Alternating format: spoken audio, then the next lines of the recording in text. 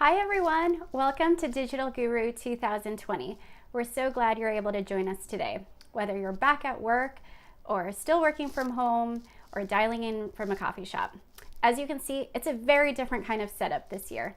While in the years past, we'd be able to be together in person, this year we're bringing Digital Guru to you live from our living rooms. That's right, Digital Guru is going fully digital for the first time ever. So if you're just joining us now, pull up your web app, go to My Progress, View Belt, and put in the code GURU405.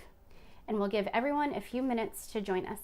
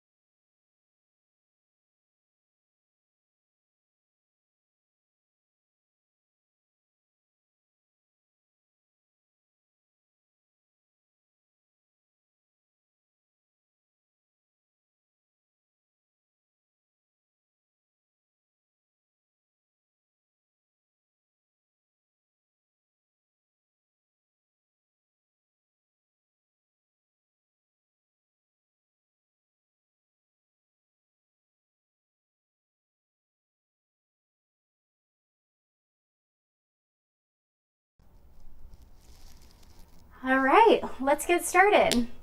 First of all, welcome to Digital Guru. We're so glad you're able to join us today. And like I mentioned before, we sincerely hope that each one of you are staying safe and healthy during this time. Thank you in advance for spending the next 3 hours with us and the next 3 days with us to learn all about our latest product updates and all about our latest narratives here at Google. So to get started, let's look at a recap of what Digital Guru is all about.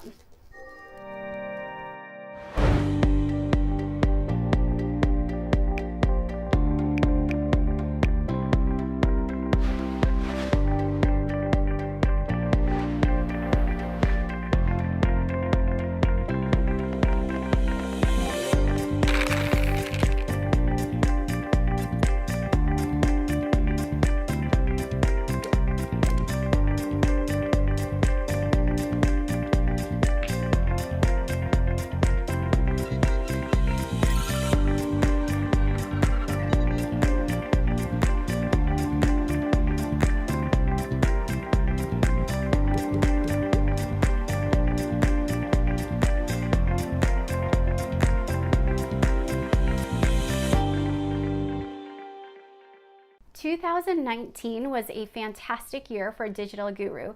We had over 250 of you join us for this very session a year ago. I believe we have over 500 registrations for this year, so it's already bigger and better than ever before. Look out for more information for the next two belts. This is the green belt. In the summer, we'll have blue belt, and in the fall, we'll have black belt. So what's in store for the next 3 days? Today is branding day, tomorrow is performance, and Wednesday is programmatic.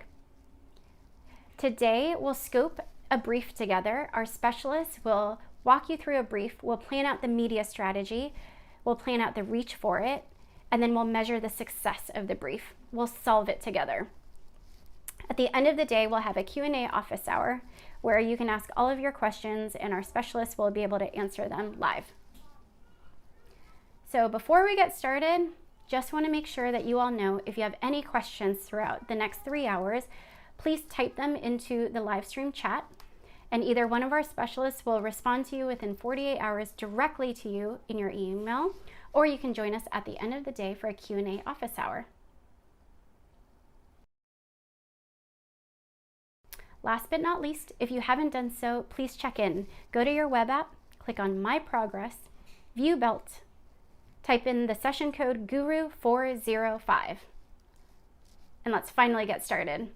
Without further ado, I'm so excited to introduce you to our two wonderful specialists, Anil and Patis.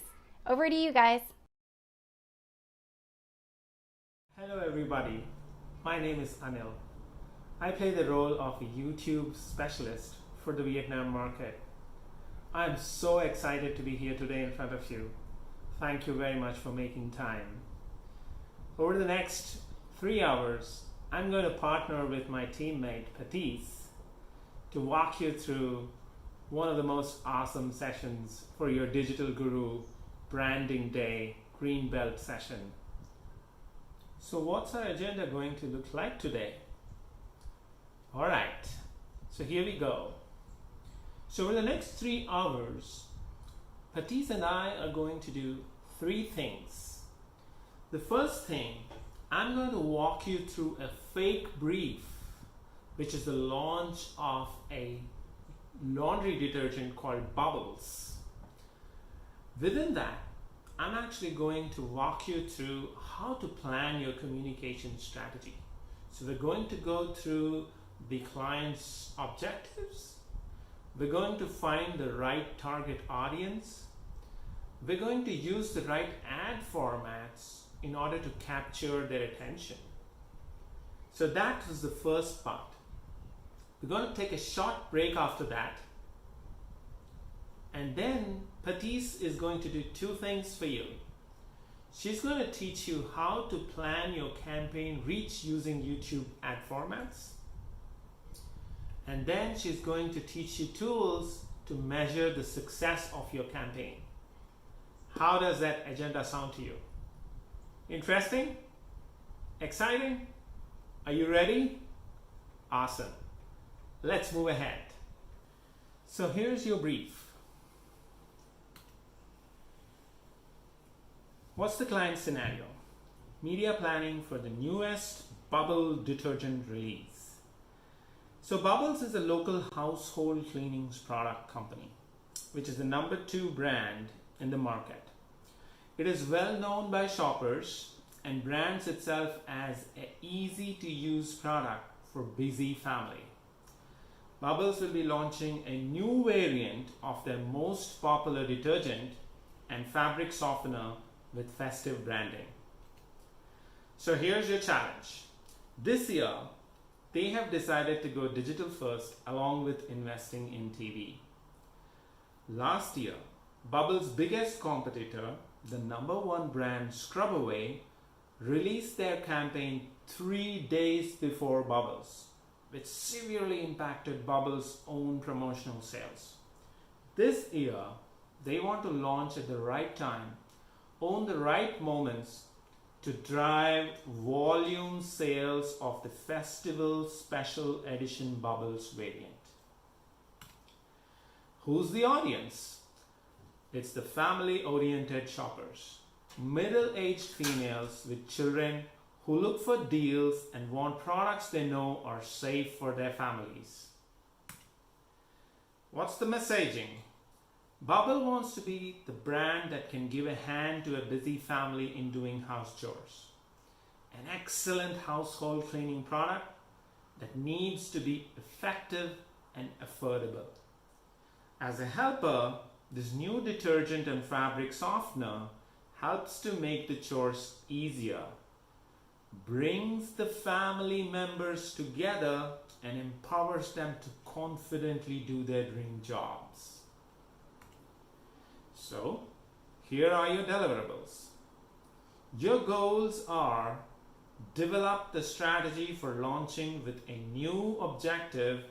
Bubbles is now interested in increasing their digital media spend, particularly on YouTube. The campaign period, December 25th to Jan 25th, is the focus period, even though the campaign itself is going to last 6 months.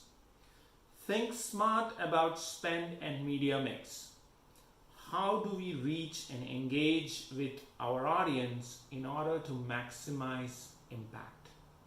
So your deliverables, a launch media strategy, how can we drive relevancy and consideration amongst our target audience? So let's get started. So we're going to plan your communication strategy for the Bubbles detergent. So there are 3 parts to your communication strategy. First things first, we're going to align on your marketing objectives. So map your business objective to your marketing objective to the campaign objective based on the brief that we've given you. And then second, we're going to find your audience. So we're going to identify your target audience and explore Google and YouTube targeting solutions. And lastly, as part of the strategy, we're going to capture your audience's attention using some of the coolest YouTube ad formats, right? So based on your objective and the audience strategy, choose the right ad format, and then you can go to the next section where Patis will show you how do you plan your campaign reach and how do you measure your success. All right, so with that, let's move ahead. So as I said, the first section is all about starting with your objectives. So in this slide, you will see that we need to have a process which will allow you to arrive at clear campaign objectives. So usually how we start thinking about from your brief is, when the client gave you your brief, what objectives did they mention? They want to increase market share by driving net sales during the festive season. Now, if you start scoping this objective, where does this fall? Is this a campaign objective? Is this a marketing objective? Or is this a business objective? It is a business objective. Now, as media professionals, as marketing professionals, You need to take this to that stage where you create your media objectives that map to your business objectives. So we're going to take it step by step. So you have to convert your business objective here to a marketing objective. So increasing market share and driving net sales translates into what marketing objective? As the slide here says, you want to drive new purchase opportunities by increasing top of mind awareness of the new festive special edition variant of Bubbles detergent. And you have to drive this top of mind awareness of this new festive packaging with a special promotion. So together, driving top of mind product awareness, linking it with a special promotion gives you your marketing objectives. Now, do we stop there, or do we go further ahead and convert this marketing objective into a media objective? And what metrics of success you think you need to track in order to drive your campaign success? So your media objectives then will turn into reach, frequency, and then lower down the funnel, how much have you been able to drive trial of this new product variant? All of these put together will give you the end result of driving new purchase opportunities, which further then equals your business objective of increasing your market share by driving net sales. So what are your metrics here going to be? So if you look at the right hand bottom, you will see that it's unique reach that you're going to measure. You're going to measure your on target reach, your cost per reach point, your cost per view, or your cost per transaction. So these are some of the metrics that are going to help you achieve success. Does that make sense? Awesome. All right. So having aligned on your objectives from business to marketing to media, let's move ahead to the next process, which is finding your audience. So how are we going to do that?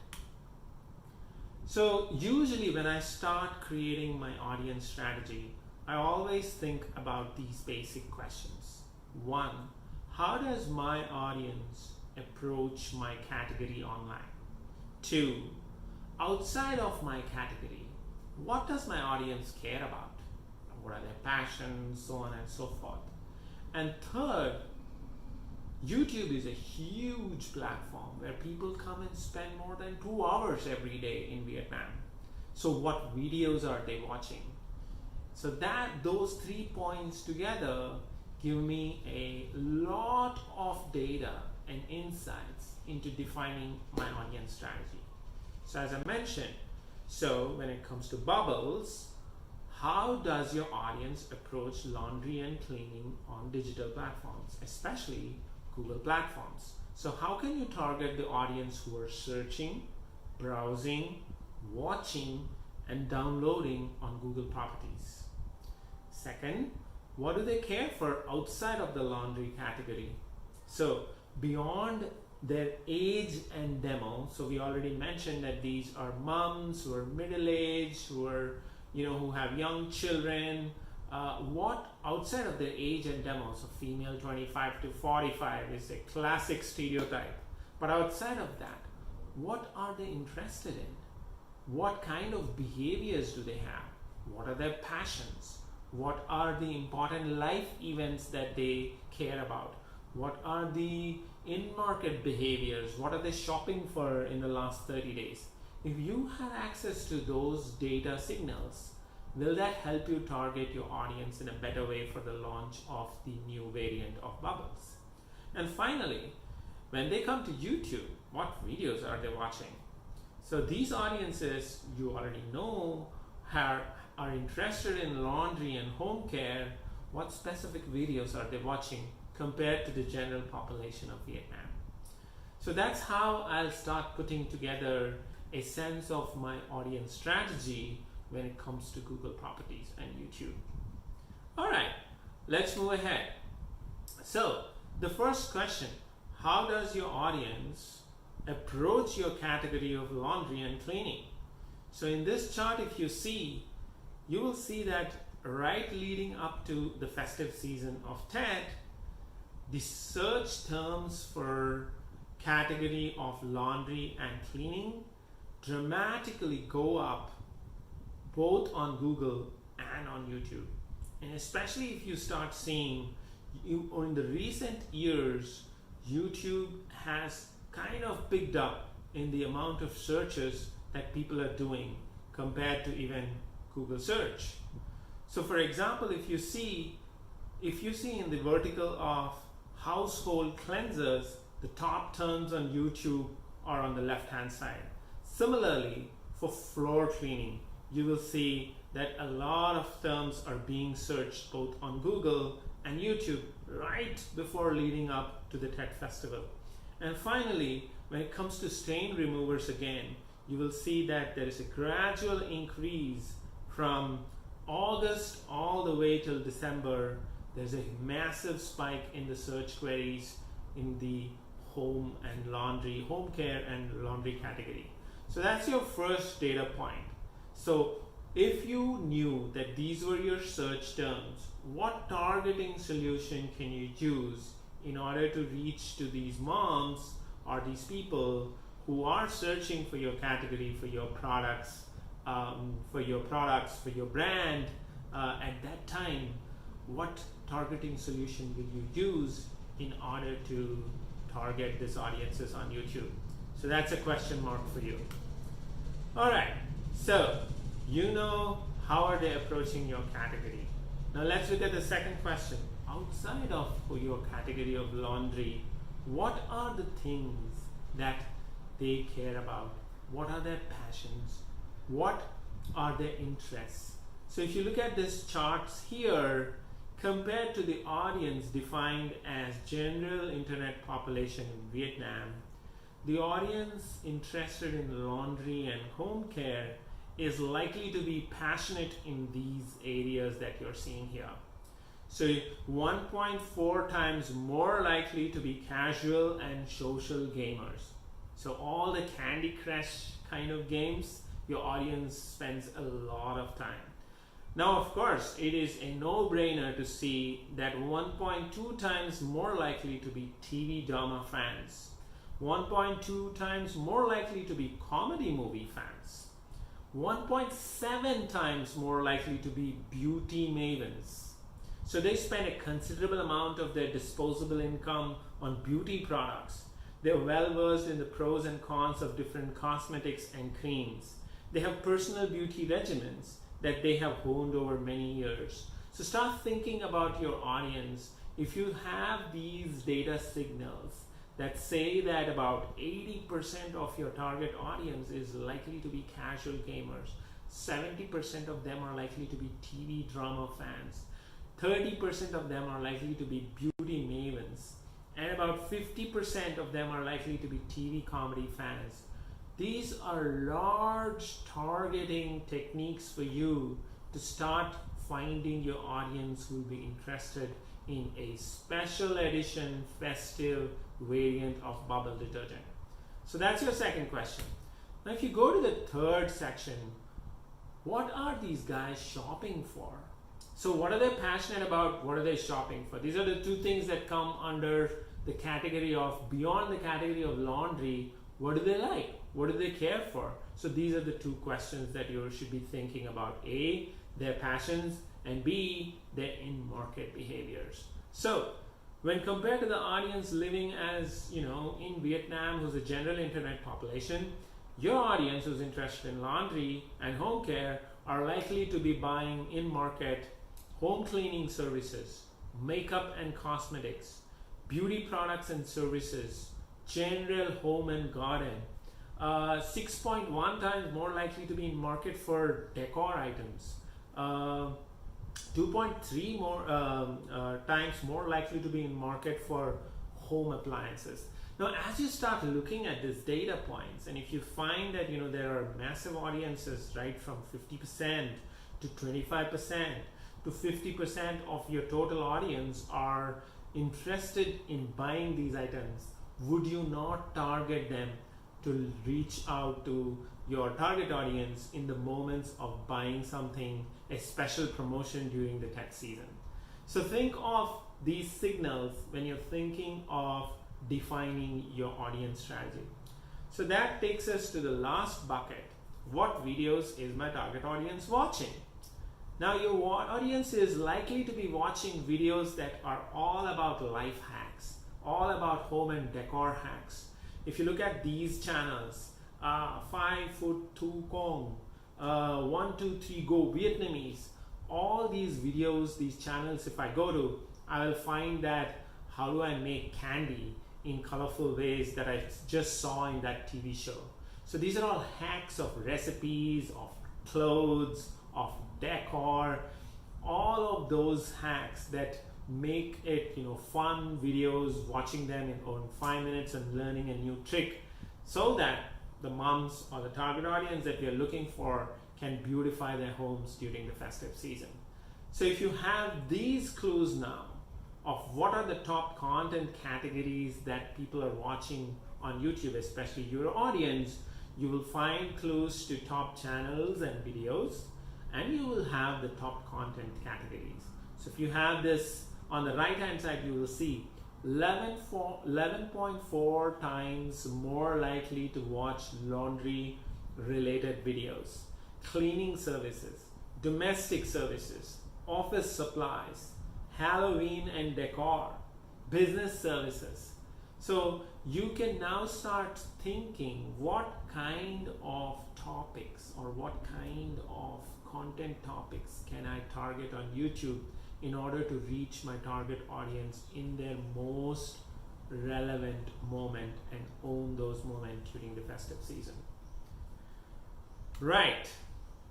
So I will sum this up by saying YouTube is a top destination for mothers in Vietnam in 4 areas. Whether it is how-to, whether it is family-focused content, whether it is learning content, or whether it is recipes. These are the 4 major content topics that mothers in Vietnam go to YouTube in order to spend their time, in order to relax, in order to learn, and generally have fun time. Remember, 80% of mothers in Vietnam, according to our YouTube profiling study, say that they access YouTube on a daily basis. So that gives you a snapshot of the data points and the insights that allow you to answer 3 questions. What does my audience care for when it comes to my category? Second, beyond my category, what are the interests and passions that they care for? And finally, third, when they come to YouTube and spend more than 2 hours every day, what kind of content are they watching? So that takes us to the next question, messaging. So how are brands talking to your audiences during the festive season? You should have this in mind as you start creating your assets. So here we've taken an example from last year's TED.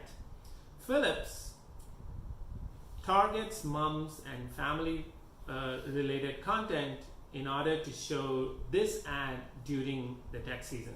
So let's play the video for you.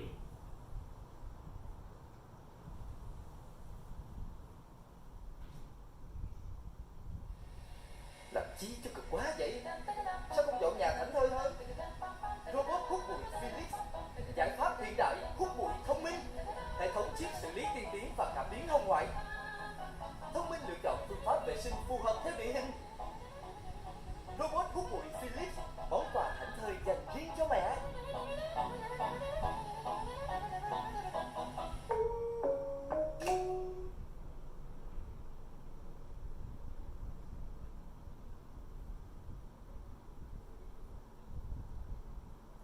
So that brings us to the next question.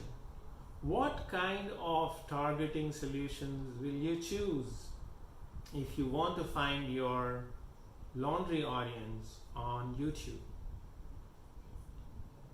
Over the last years, Google's properties and YouTube bring together billions of data points for you to choose amazing targeting solutions such as affinities, such as live events, such as in-market shopping groups, as specific targeting solutions through which you can find your audiences. And over multiple campaigns, we have found that they drive incredible effectiveness. If you see the right-hand side, when you use the advanced audiences compared to age and demographics, we found that the campaigns using advanced audiences drive metrics, whether it is brand awareness, whether it is consideration, whether it is purchase intent. We see lift across all these metrics when compared to generic age and demo campaign targeting.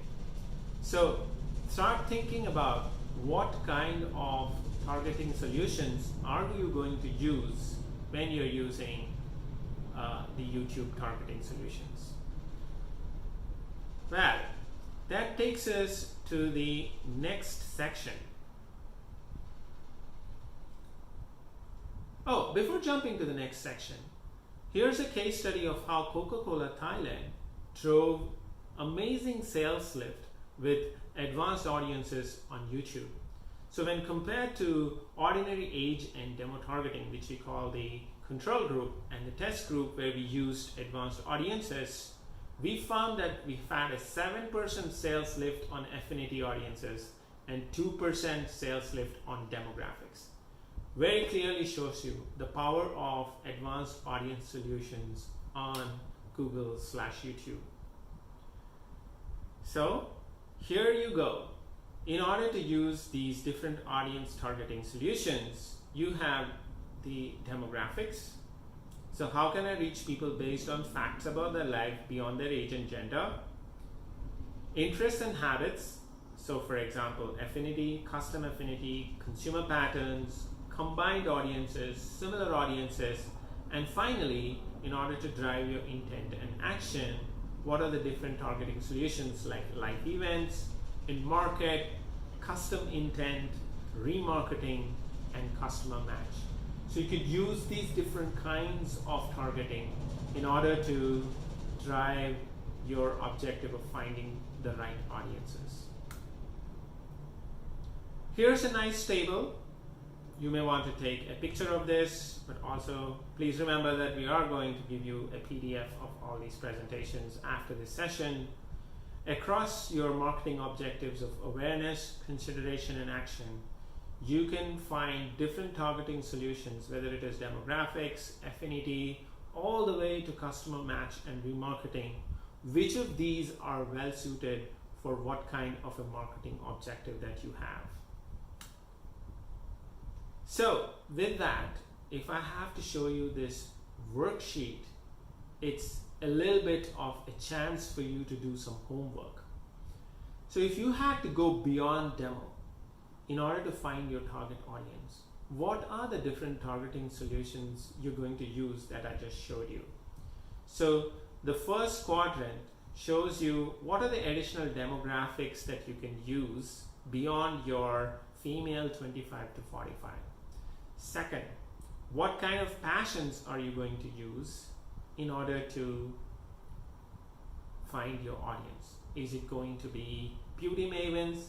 Is it going to be TV drama fans? So I've given you a lot of those data points in the previous slides. Start thinking about what affinities are you going to choose in order to target your audience's passion points. Third, on the left hand side, bottom, you can see what in-market shopping behaviors are you going to target. Are you going to target those people who are interested in buying beauty products? Are you going to target those people who are interested in buying home and garden supplies? Start thinking about how do you start finding your audiences.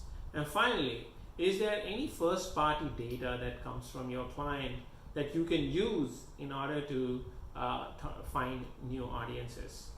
So that's how we start thinking of finding new audiences and creating an audience strategy. Here's an example of how Fiat, an automobile whose main target demo is male 35 to 44, uses different targeting solutions from these 4 different quadrants. So if it is, if it is demographic, male 35 to 44, they're also thinking of how can they target the female 35 to 44, or moms with kids for the SUV version, or female 24 to 34. And then on the passion sides, can they target technology or auto enthusiasts, or even the gaming enthusiasts, so on and so forth. So the goal is that when you start creating an audience strategy using Google signals and data, start thinking of using this kind of a framework to give you a good audience strategy. Quiz time! Are you guys ready? So when you're actually seeing this quiz, you're going to answer this question by emailing to the email ID that you will find on this slide. So the question is, name 3 advanced audience solutions that you can use beyond age and demographics to find your target audience. Remember, passion points, in-market behaviors. What are some of those advanced audiences that you're going to use? You just have to reply your answers in order to win a cool voucher. Alright, that takes us to our next section. How do you capture their attention? So we are in our next section. How do we capture the attention of your audience? Before we get into the number of formats on YouTube, all the different technical names, TrueView in-stream, TrueView skippable, non-skip, bumpers, it could get a little complicated.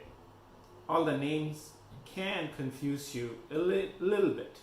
So in order to actually simplify, let's step back. What I would recommend you to do is to take your smartphone out and open the YouTube app on it. And once you open your YouTube app on it, you're going to be finding this very, very simple. So I'm going to give you about 10 seconds to do that.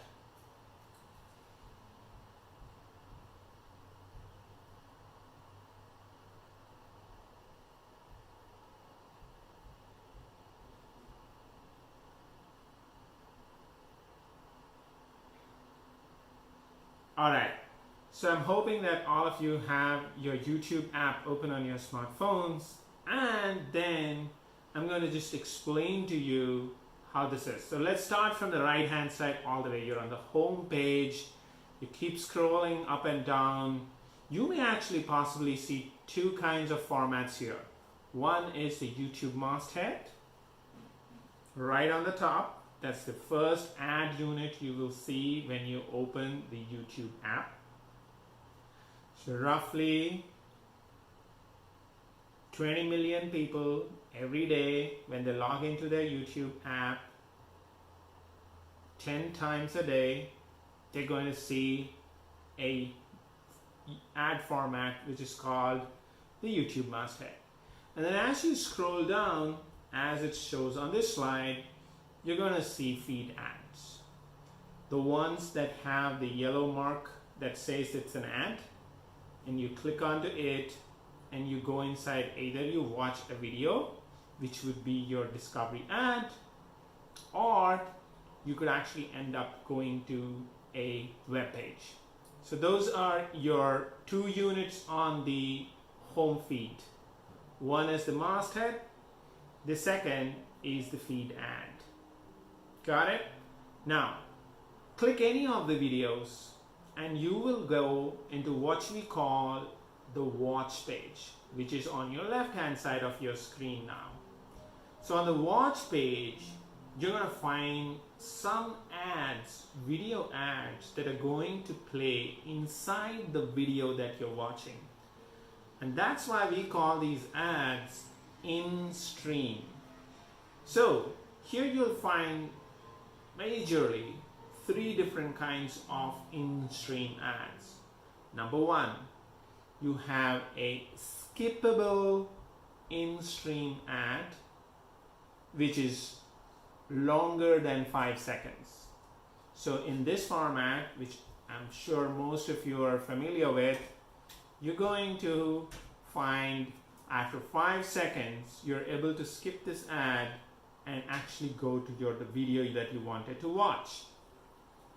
The second kind of ad here, which is again very popular and common, is what we call the non-skip 6-second bumper ads. These just play for 6 seconds, you cannot skip them, and before you realize you're onto your video. Then you have your non-skippable 15-second or less in duration in-stream ads.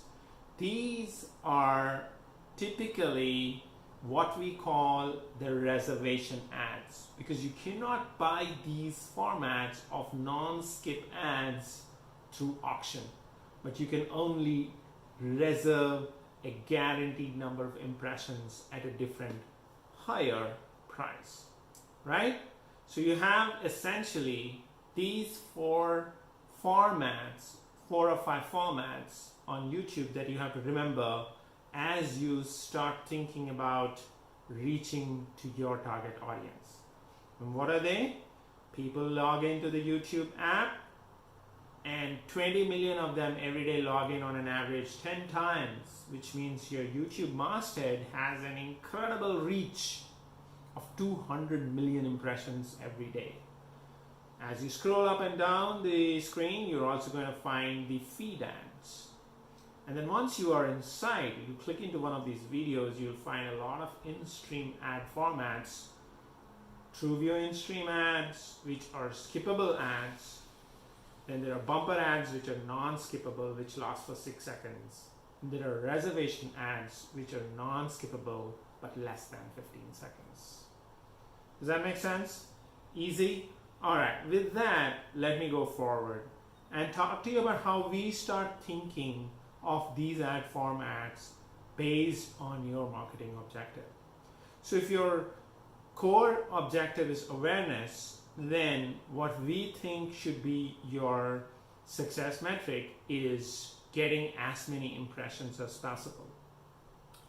If it is consideration, then of course it's going to be views. And if it is action, then it's going to be conversions. So based on that, you will now find an array of YouTube video ad formats. You will have TrueView in-stream when a user is browsing a YouTube watch page.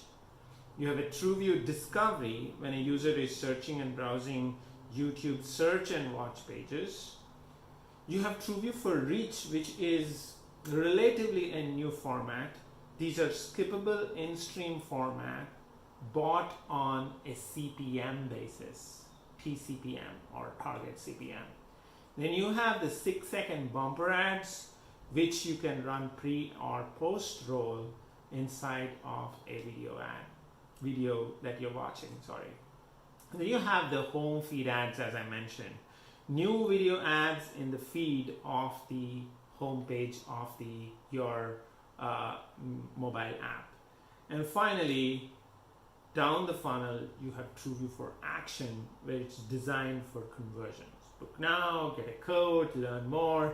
You want your users to take a specific action after watching the video. So these are the formats with all their technical names. But as I told you, if you go back to the previous slide that I showed you, it's very, very simple. You have your home feed, you have your master and your feed ads, and once you're inside, you'll have a variety of in-stream ads based on your marketing objective. Then you can choose a specific format. To make it all, bring it together, you have your marketing objectives on the top, you have the formats on the left hand side, right from TrueView to bumpers to non-skip to TrueView discovery to masthead, and how each of them are suitable for a specific marketing objective, whether it is awareness, consideration, or action. Now, very important point to note are your bidding strategies.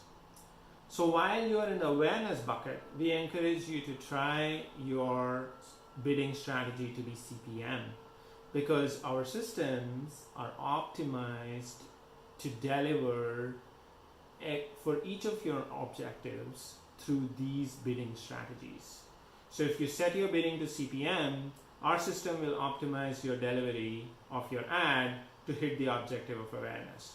If you set your bidding strategy to cost per view, then we're going to optimize it for building engagement and consideration. And then if you set your bidding strategy for CPA, then we're going to optimize for driving actions and results. So that's very important for you to keep in mind as you start your formats, selecting your formats for the different objectives that you have through your campaign cycle. All right, so before I close out the format section, let me quickly run you through the different format one sliders so that you can easily remember them while you're planning your formats to capture your audience's attention. So first come the in-stream ads. As I mentioned, you are on the watch page, whether it's a computer, whether it's a tablet or a mobile phone, you're inside your app, you're watching a video, you have different kinds of in-stream ads. I mentioned you have the standard in-stream, non-skippable. Ad is charged on impression, it's booked through reservation. You have TrueView in-stream, which is skippable. Viewers can skip the ad after 5 seconds. It is cost per view basis. It's booked through auction. You have the companion ads, which is a banner or 300 by 250, which accompanies a TrueView in-stream ad. And finally, advertisers can provide an external URL as a call to action for the ad. After that comes the TrueView discovery ads. Viewers see in-display ads alongside videos they're watching on YouTube. They're also on Google Display Network. They also appear on the search results page of YouTube. Here, you only pay when viewers select the video ad to watch. In-display ads can appear on the YouTube homepage when there is no masthead running. So then you have a recent ad format, TrueView for Reach. As I mentioned, we've been building new products to match your marketing objectives. So in this case, you are looking at the upper funnel awareness objectives, TrueView for Reach. It is cost-efficient reach at scale. You reach more of your audience with your brand message throughout the day. It's a CPM-based bidding, and billing allows you to manage your campaign with a familiar currency. You can drive maximum brand impact from your campaign by utilizing shorter creatives, 15-second or 20-second ads. So especially if you are thinking of running, your reservation ads, which were less than 15 seconds in the past, now you have this amazing auction format at CPM bidding that allows you to achieve reach and awareness goals at a much lower cost. You have the famous bumper ads. They're 6 seconds and lightweight in stream ad format that drives brand recall and reach. My suggestion and recommendation would not be to run them standalone. Always run them in combination with your core video asset, which could be a longer video in stream ad. You either use bumpers as tease, amplify, or eco strategy. Then you have your homepage feed ads. As I mentioned, lots and lots, millions of people, to be exact, 20 million people today, every day log into YouTube 10 times a day. So, and when they're scrolling through the home feed, they are going to see your ads again. They are CPV, cost per view. Auction buying enables you to pay only when ads are viewed as user-initiated content. Then TrueView for Action, you have this amazing format when you want to drive action and results. So you want to drive viewers to your website with clear, custom, and consistent calls to action. The bidding is cost per action, so you only pay when a user completes the action that you've defined, so it's not the view or the impression that you're paying for. This is especially good for performance goals. Video masthead. Mastheads are bought on either a cost per day basis or a cost per 1,000 impression basis, where you can apply, more targeting filters like female 25 to 45, and you can buy on a flighted basis of, let's say, a week or even longer durations. Mobile Video Master features a video thumbnail, customizable headline, description text, as well as an external call to action. Time for a quiz before I move. Question: on YouTube, what different bidding strategies will you use for awareness, consideration, and action objectives? So what bidding strategy are you going to use for awareness? What bidding strategy are you going to use for consideration and action? Send your answers to that email that is on the screen. The first 5 lucky will win a special prize.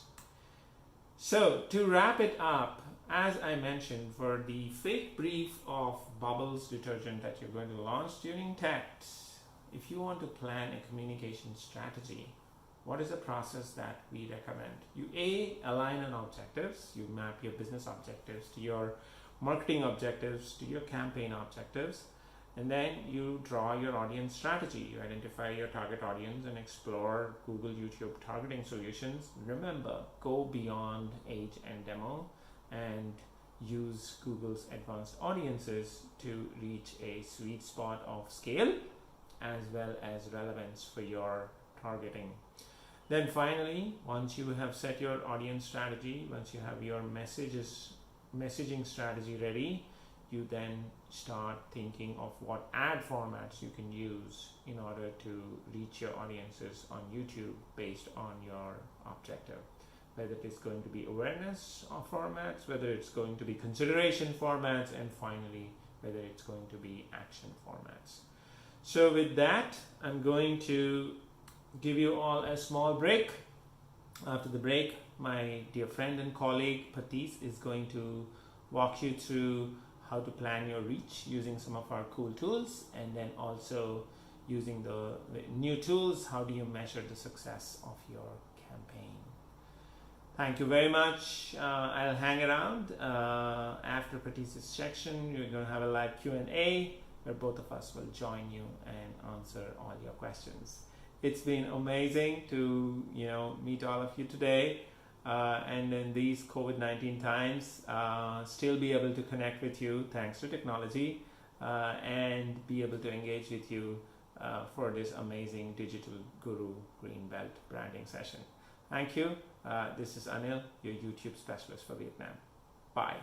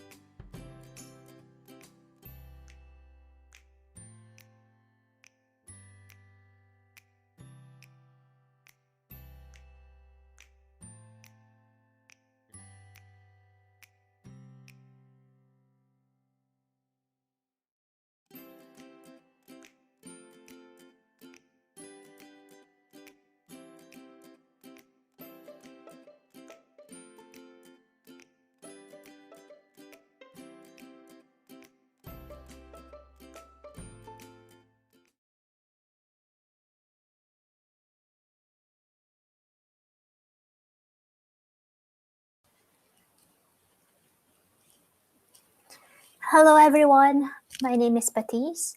I sincerely hope that everyone is healthy and safe. And welcome to Reach and Frequency Planning for YouTube. I'm a brand planning and measurement specialist at Google. And for this session, I will be taking you through how to plan video campaigns for awareness and consideration goals with Reach Planner. These are what we will cover in this session. I will be covering what Reach Planner is, what the data points behind Reach Planner are, to explain how the YouTube reach curves are actually built. We will also cover how to use Reach Planner for an awareness campaign and consideration building campaigns as well. We will end with best practices for campaign building and reporting. So let's start off with, what is Reach Planner?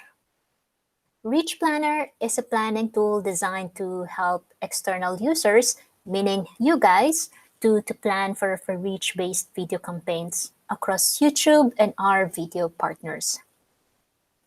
It helps make reach-based video planning simple and smart to help you see for yourselves the opportunity on YouTube and our Google video partners. I say simple because of ease of use, and also because the tool speaks the brand marketer language of demographic targeting, GRP, reach, and frequency. Reach Planner can be accessed via Google Ads and DV360. Which one should you use then? If you are buying media in Google Ads, use the Reach Planner in Google Ads. If you are buying on DV360, use the DV360 Reach Planner. While the same YouTube data is being used in both, there are differences in targeting capabilities and settings between the two platforms. One major difference is that you can plan for combined YouTube, Open Exchange, and display on DV360. Meanwhile, on Google Ads, you can only plan for YouTube. To achieve the more accurate forecast, we recommend using the planning tool that is in your buying platform. What are the benefits of using Reach Planner? For one, with Reach Planner, we can help you create media plans based on unique reach of people and not of cookies. Reach Planner uses the unique reach methodology that is corroborated by third parties.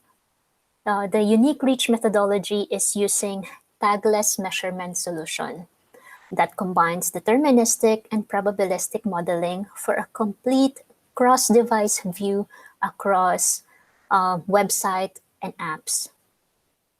Second, Reach Planner is using the most recent data available and is being updated on a weekly basis. This allows for a more accurate measurement of unique reach data. And lastly, on YouTube, there are a number of formats available to match the marketing objective you are trying to achieve for your campaign. Reach Planner allows you to plan for reach across all of these formats and intelligently aligning these formats to the marketing goal that you would want to achieve for your campaign. Which leads me to some of the use cases for using Reach Planner. Use Reach Planner to plan for the right blend of formats to help you achieve your marketing objective. The new interface will actually allow you to select Get Help Finding the right product mix for your goals. This training will actually also provide suggestions for the formats that would best achieve the objectives that you have set for your campaign. The other use case is using Reach Planner to forecast how many people your given budget will be able to reach on YouTube. The tool answers this both in reach in percentage, that is, if you are planning for a demographic audience. This use case will also give you idea in terms of reach in absolute number, which is available for both Google audiences and demographic target audiences. On the flip side, if you don't have initial budget guidance, but you have a reach goal, on Reach Planner, hover your cursor on your reach goal on the graph to see what budget estimate would get you to your reach goals. And lastly, when to use Reach Planner, use it if you know already how much to invest per YouTube format. You can edit the settings and budget for each format to determine what the combined reach will be across the formats. I hope that gave you a bit more background about Reach Planner. Now let's talk about what the data points are behind Reach Planner and how forecasting works. Firstly, the information from the YouTube auction-based campaigns that ran on YouTube are logged in. So this clearly is highlighting that the data behind YouTube Reach Planner is actually using all the campaigns that ran on YouTube, whether they won the bid or not. So the same way that your TV reach curves are built, so they are using all the historical TV campaigns that ran for that particular market or for that particular country. So we are actually using, we are not reinventing the wheel, we're actually using similar pattern or similar methodology with that of YouTube. Second, every logged impression is labeled using the unique reach model. So the impressions are labeled based on attributes like age, gender, whether that particular impression belonged to a parent or non-parent. The end output is a unique reach and behavior of people, not of cookies. The third step within the process is all of these labeled logs from impressions in the past 90 days are housed in a database. When a request for a campaign estimate comes into the Reach Planner, the tool starts pulling data from all of these samples of actual and possible campaigns with the same settings as your campaign. Next, the samples from the database are used to build a reach curve that forecasts how your campaign is likely to behave. If there is no match, a machine learning system adds and subtracts different targets to build an estimate. Like for example, if you have a quite unique target audience of Spanish women 18 to 44 who are in market for wheels and tires, the system will take data from campaigns targeting women 18 to 44 in Spain, people who are in market for wheels and tires, and then use machine learning to estimate the results of targeting combinations that do not currently exist in the database. Lastly, we all know that our forecast is modeling-led. So we make constant improvements in our forecasting. If there is a significant difference, the engineering team gets to work to ensure better forecasting in the future. Now, let's get into the how-tos for using Reach Planner. This guide will focus on using Reach Planner for awareness and reach goals. If you are aiming to increase the awareness of your brand, product, or service, make sure to use the right metrics, formats, and audiences for your campaign.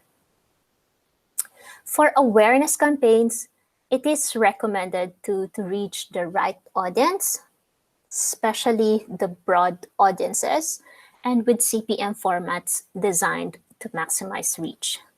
Lastly, plan sufficient reach and frequency to maximize the potential of the platform.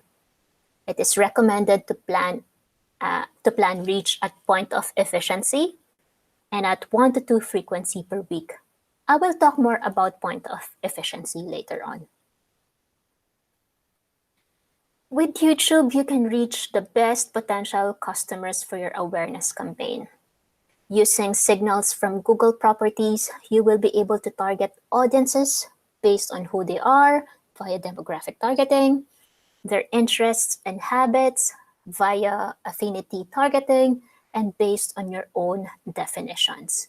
So as I've said, so if your campaign's goal is awareness, it is highly recommended that you target your broad audiences so that you will be able to recruit and convert that reach or scale to awareness. Second, our recommendation for awareness building campaign is to uniquely tell your story with CPM formats that were designed to maximize reach. Tell your story in 6 seconds or less with bumpers. Achieve attentive reach at scale with TrueView for Reach. Deliver your message fully in less than 15 seconds with non-skip, and capture mass reach quickly with masthead. Now, on to planning reach and frequency sufficiently. In partnership with Kantar, we conducted a meta-analysis of all the cross-media studies conducted in Southeast Asia to find out YouTube's incremental reach and develop reach and frequency guidelines for YouTube to ensure brand campaign impact. The result, it was proven that YouTube's reach is actually 36%, and that YouTube delivered an incremental reach of 7% to TV. In order for brands to ensure the impact of their YouTube campaigns, Kantar is recommending that the YouTube campaigns should reach at least 40% in a month with a frequency of at least 1 per week. And to ensure maximum campaign coverage, YouTube should be planned for equal weeks on air alongside TV. Now, this is the minimum recommendation for Southeast Asia. We recommend to still use a Reach Planner to be able to consider the local market's digital and YouTube population and be able to plan sufficiently for reach. Now, before setting up your campaign on Reach Planner, you should be first ready with the campaign parameters. Parameter number 1 is reach the right audience. It is highly recommended for an awareness building campaign that you set your targeting against demographics and or affinities. Second, decide on the spend split across the YouTube CPM formats. We recommend 30% for TrueView for reach, 30% for non-skip, and 40% for bumper. This is to ensure that each format will reach the target audience sufficiently. And lastly, use Kantar's recommendation as the minimum guidance. We will then use Reach Planner to plan for the sufficient reach or the reach level at the point of efficiency.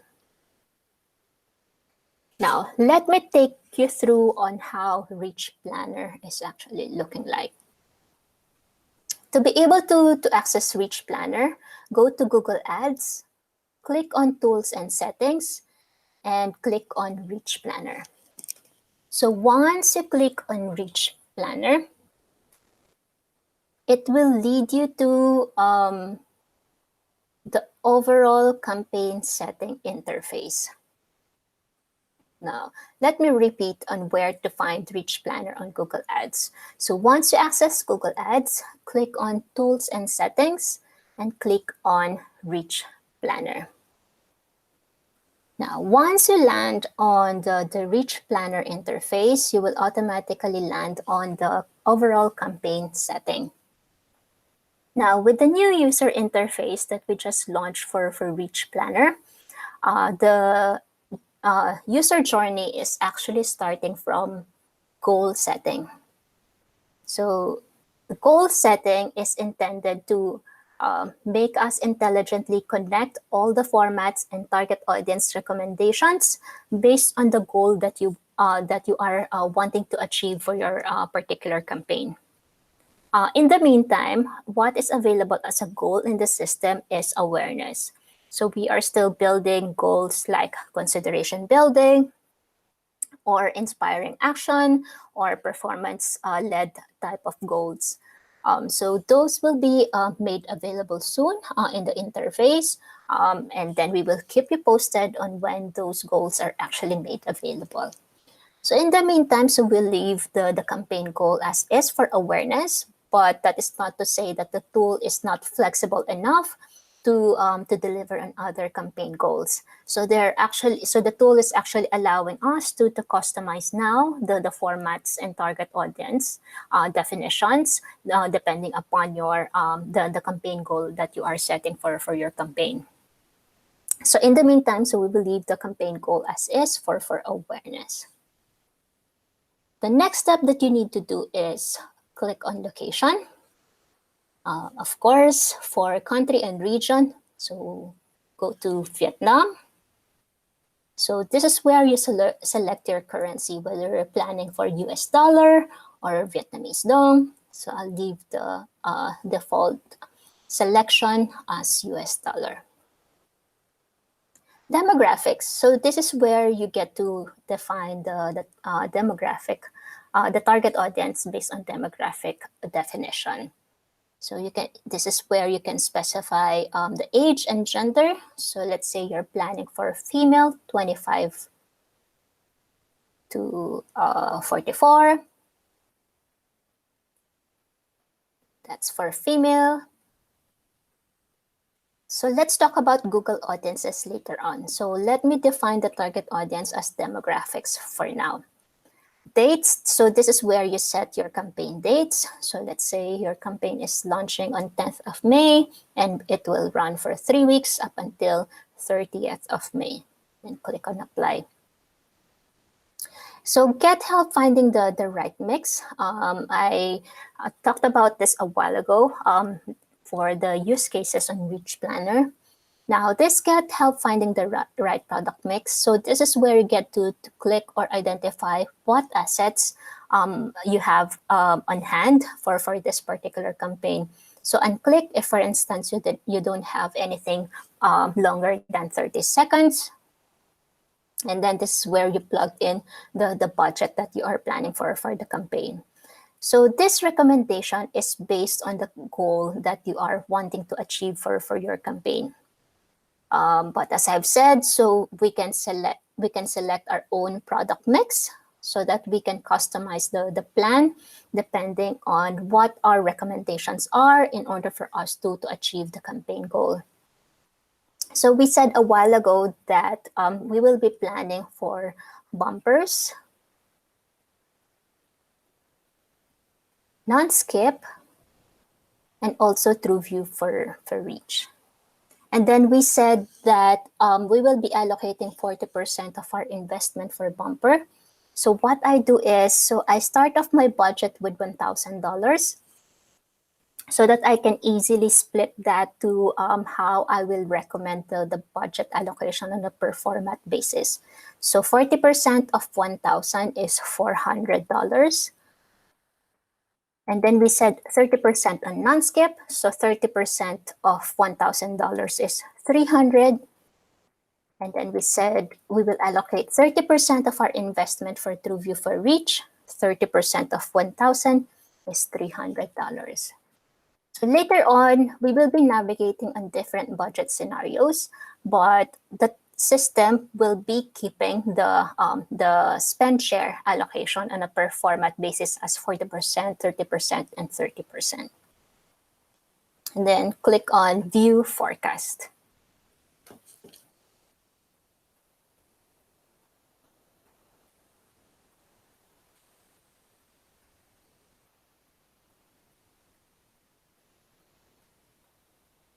The next step that you would need to do is to identify what the frequency capping is you are setting for the campaign.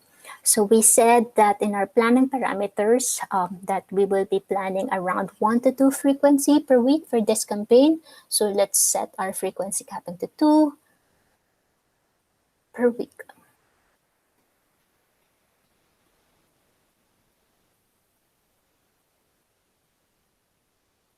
Planning sufficiently for YouTube, or planning at point of efficiency, meaning plan around the reach curve wherein beyond that point, so there is not much significant incremental reach regardless of additional investment that we will be spending for that particular campaign.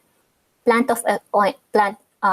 of efficiency is beyond this point. As I've said, the incremental reach is not that significant compared to before that point of efficiency.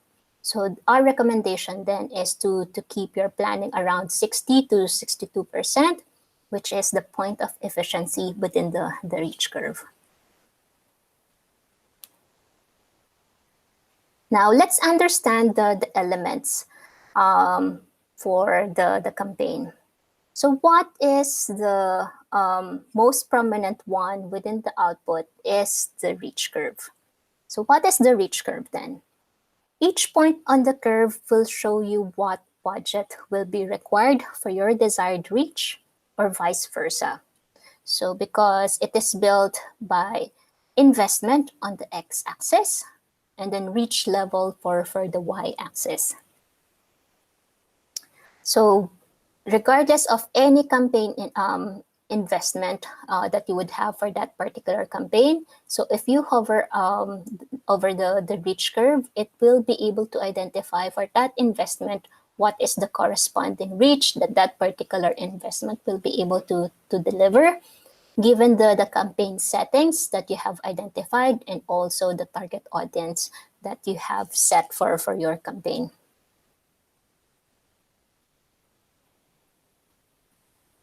The next item is that I wanted to talk about is the maximum point within the reach curve. So this is the maximum point.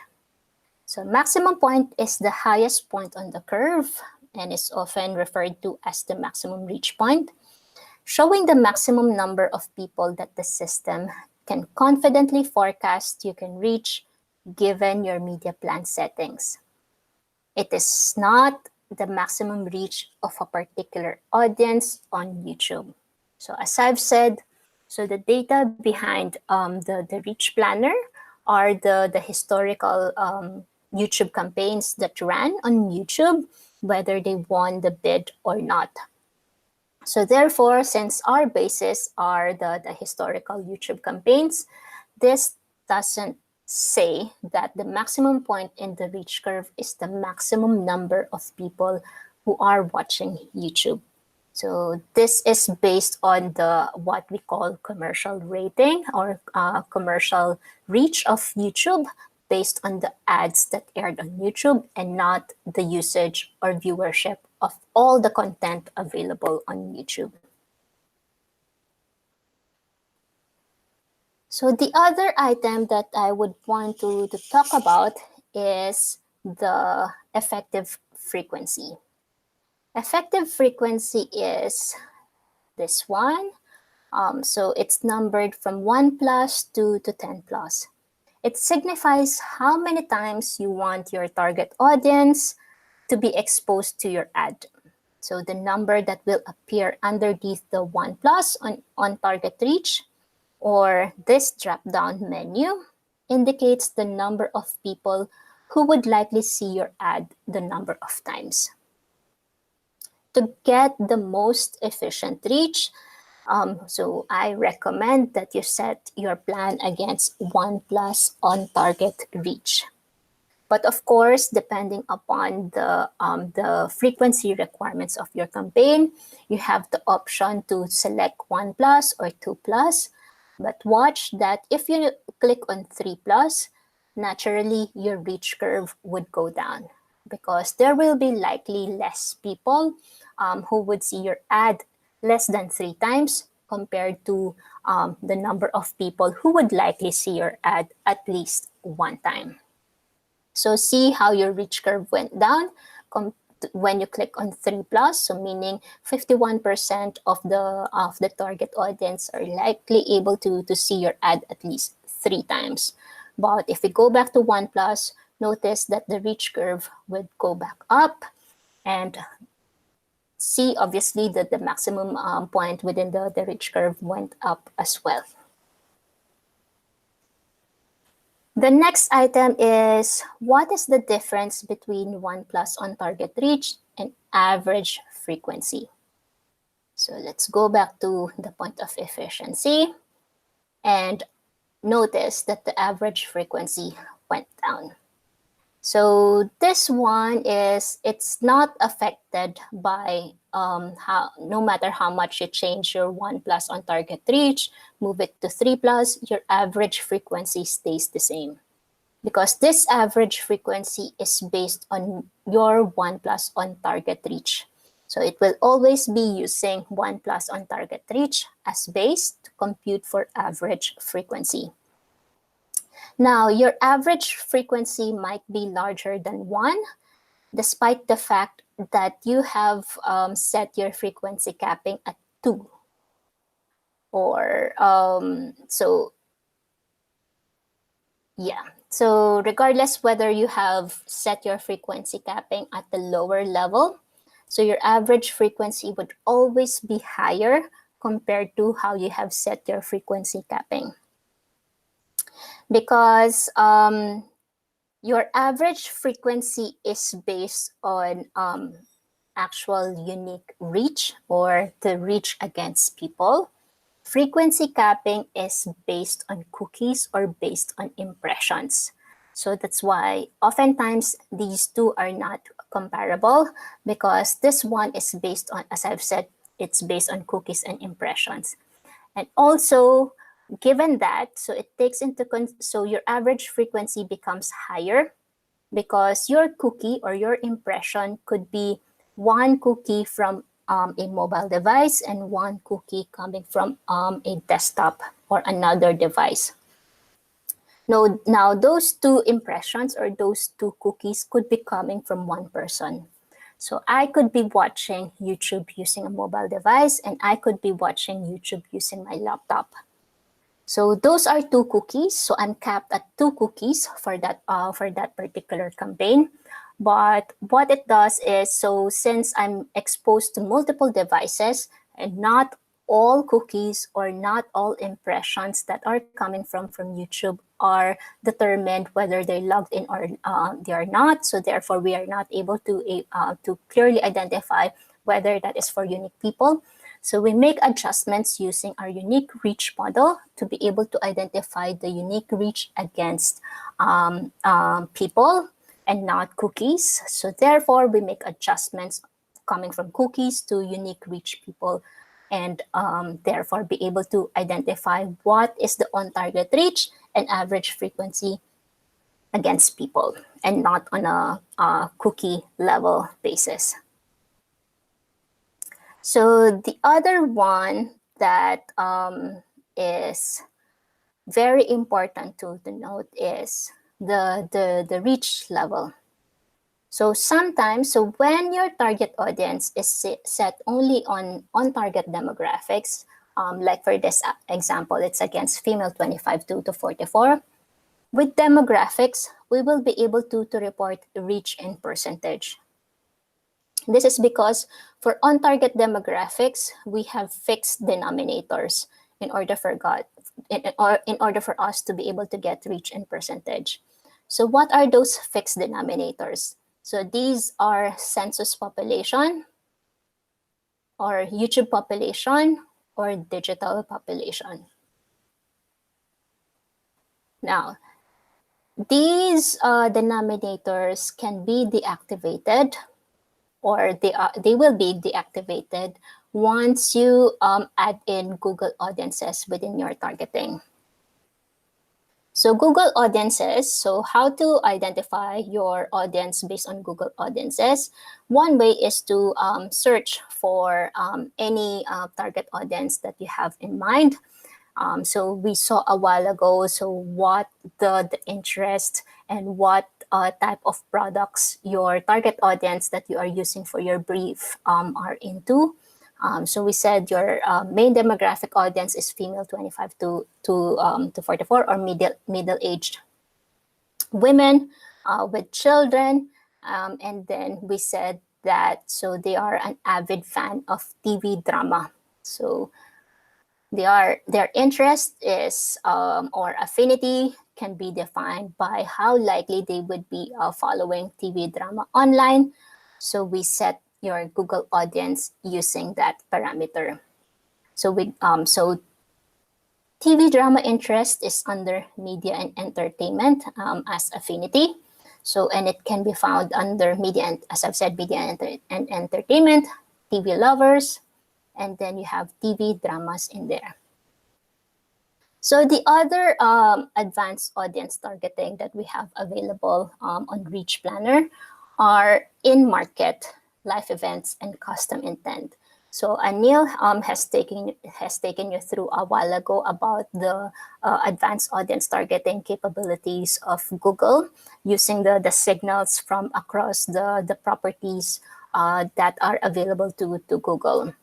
So in market is this is grouping the unique people or unique users based on what kind of products that they are researching or they're actively looking information for online.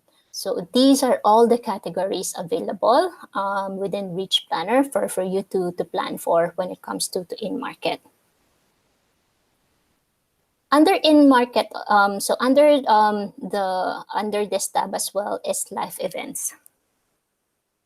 So live events is Google taking signals based on the live milestones or based on the content that users are looking for, depending upon the life stage they are in. So live events could be job change, could be people looking to get married, or people looking to move houses, or looking to find new pet.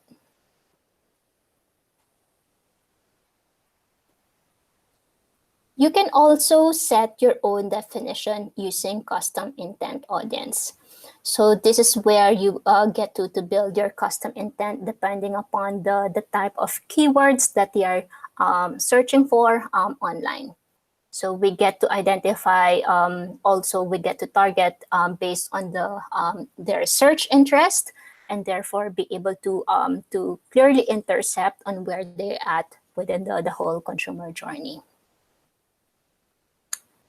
So let's say that for the purpose of awareness building campaign, that we would want to keep our targeting around demographic and affinity targeting for an awareness building campaign.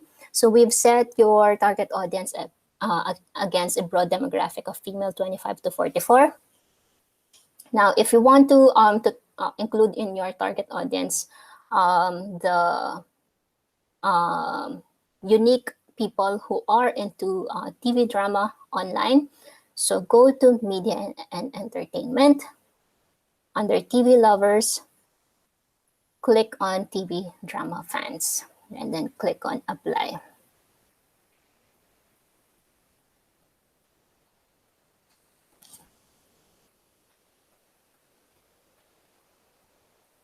So once you include TV drama fans within your selection, notice on how the census population and YouTube population were deactivated.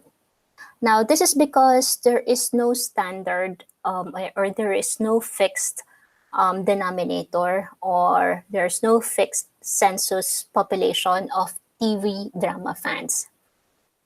Because as we all know, our interests could change every now and then. So therefore, the targeting based on Google audiences could be very volatile and very dynamic. So therefore, there's no consistency. Since there's no consistency in terms of the actual number of TV drama fans, we are deactivating the census population and YouTube population. So once we deactivated the census population or YouTube population, you will see that your on-target reach is being reported only against absolute number. So in this case, we will not be able to report reach in percentage because our denominator has been deactivated. So the recommendation then is, when including a Google audience within your target audience selection, is to plan and set your KPI against reach in absolute number. So later on, we will have more advanced tactics using Reach Planner to be able to identify what this reach in absolute number would be in terms of reach in percentage if we keep our target audience demographics within female 25 to 44 only. So that will be for the second half of this session. So in the meantime, let's talk about the basics first.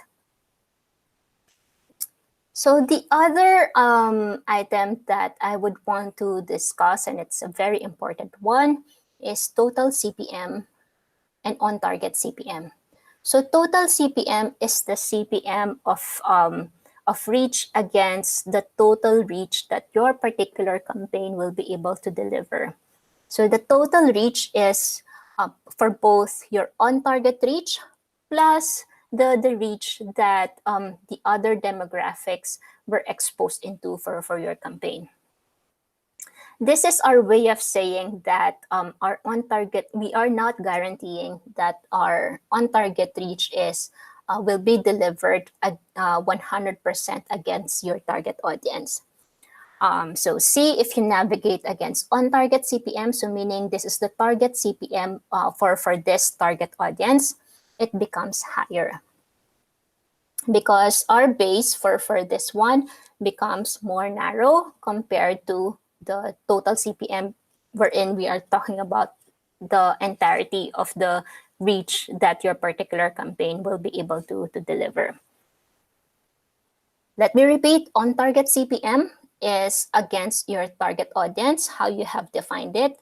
And then total CPM is against the total reach that your campaign will be able to deliver. As I've said, we are not guaranteeing 100% on-target precision, so meaning all of the reach will be only exposed to the target audience that you have set for your campaign. That is not what we are guaranteeing.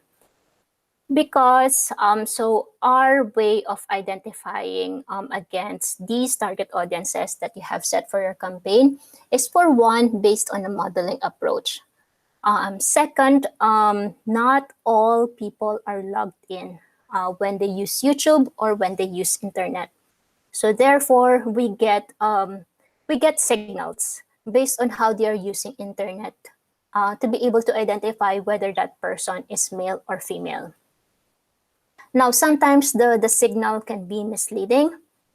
So therefore, our assumption of that particular person might be wrong. And sometimes, so there is co-viewing when people are watching YouTube. So I could be watching with my mom while watching one particular content. So therefore, we will not be able to identify that both me and my mom are actually watching that particular content. The other thing is the cross-device usage. So I'm a mom. So I would use my login on YouTube, and then I would be watching through my mobile device. But the following day, I see my kid using my mobile device and watching YouTube using my mobile device, and therefore using my login. So there could be missed attribution that our system or that our modeling will not be able to capture. So that's why we will not be committing to a 100% on-target precision given all of these factors. Using Reach Planner, we are trying to be as transparent as possible by highlighting that total CPM would be different compared to your on-target CPM, to give you an indication that we are not committing 100% on-target precision.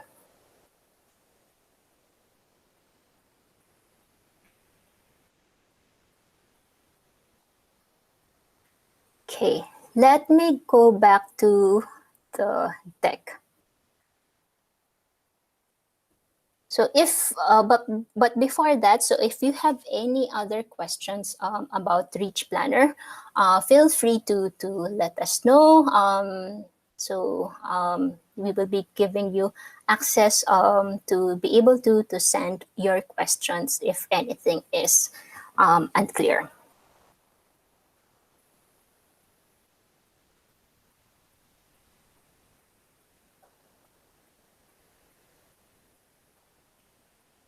The next item in the agenda is how to build consideration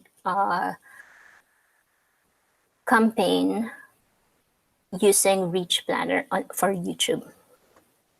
Now, similar with an awareness campaign, you would need to have your campaign parameters set before using Reach Planner. So the parameters should be about reaching the right audience, format mix, and sufficient reach and frequency. When planning for a consideration campaign, connect with highly qualified audience to influence consideration. Again, so similar to that of awareness building campaign, we can use signals from Google properties to be able to connect on important life milestones via life events targeting, connect based on what they're actively researching and intending to buy via in-market targeting, and lastly, connect based on your own definitions via custom affinity audiences. Now, for awareness building campaigns, so as I've said a while ago, that we highly recommend that you prioritize CPM formats. Now, this time around, when building a consideration campaign using YouTube, our recommendation is to use the CPV formats along with bumper. So CPV formats are your engagement building formats, and your bumper will be, we will be using bumper in order for us to further drive frequency, which is much needed for a consideration building campaigns. Bumper, so our CPM formats, as I've said, but it is highly recommended that we use bumpers for consideration building campaigns to be able to drive as much possible frequency in a more efficient manner. TrueView in-stream and Discovery are both CPV formats. TrueView in-stream are skippable ads bought on a cost per view. With TrueView in-stream, pay only when a consumer chooses to watch or interact with your ad. This way, you get to target consumers who are more likely to watch your ad. So since, as I've said, your CPV formats are geared towards engagement building. So with TrueView Discovery, be present when users are discovering new content on the YouTube home feed, watch page, and search results. Did you know that among the early adopters of BrandLift survey, so BrandLift survey is a first-party effectiveness measurement study by Google. I'll be taking you through more in detail about this later on under the measurement section. So with the compilation of all the early adopters that conducted BrandLift survey, this was from last year, all the campaigns that used TrueView CPV formats showed the most efficient consideration lift among all skippable formats. Therefore, for consideration building campaigns, we highly recommend planning for TrueView CPV formats.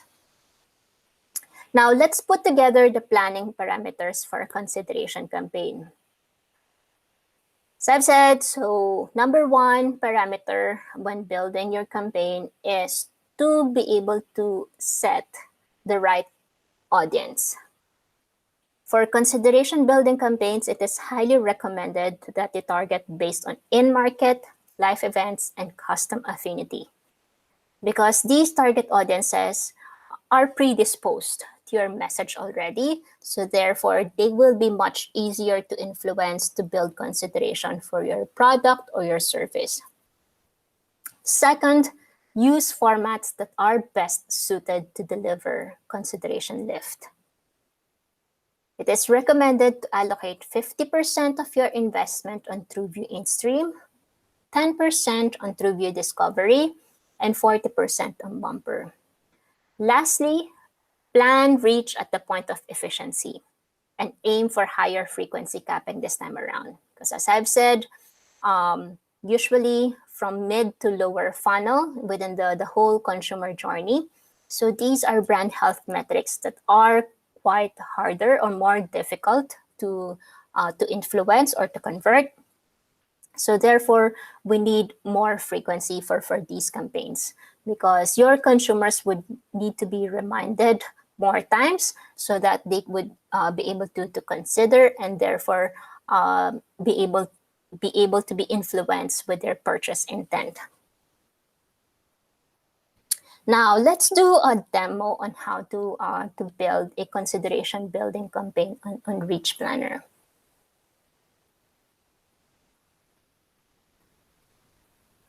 So going back to Reach Planner, so as I've said, you will be able to access Reach Planner on Google Ads. So once you land on Google Ads, click on Tools and Settings, and click on Reach Planner. So let's go to country and region, change United States, the default selection, to Vietnam, and keeping the currency to US dollar. But you have the choice to set your currency on US dollar or Vietnamese dong, for instance, but I'm keeping it to US dollar. So this is where we define the target audience, right? So we said, so we will be targeting middle-aged women, 25 to 44. And then, so let's target based on in-market. So we said in the insights a while ago that this target audience is looking to buy or researching more information about home and garden. So we click on home and garden. So since your awareness building campaign, so you have set it in the first 3 weeks of your campaign. Now let's aim for the next 3 weeks of your campaign or a consideration building part of your campaign. So let's choose May 31st to June 20 for your consideration building campaign. Now let's select our own product mix because we have identified that in our parameters already. So click on Add Format, add in bumper. Click in another format and add in TrueView Discovery. Click on another format and add in TrueView InStream. Now, similar to the awareness building campaign a while ago, let's start off with a $1,000 budget so that it will be easier to allocate it based on the spend split that we have planned out already on a per format basis. Now we said, so we will be spending 40% of our investment for bumper ad. So 40% of 1,000 is 400. And then we said we will be spending 10% of our budget for TrueView Discovery. 10% of $1,000 is 100. And then we said that we will be spending 50% of our budget for TrueView InStream. So therefore 50% of 1,000 is 500. So once you're done setting your formats and allocating your investment, you click on View Forecast.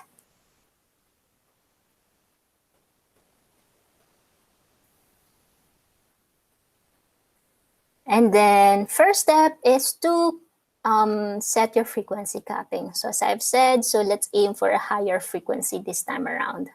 So let's set it, for instance, 3 per week.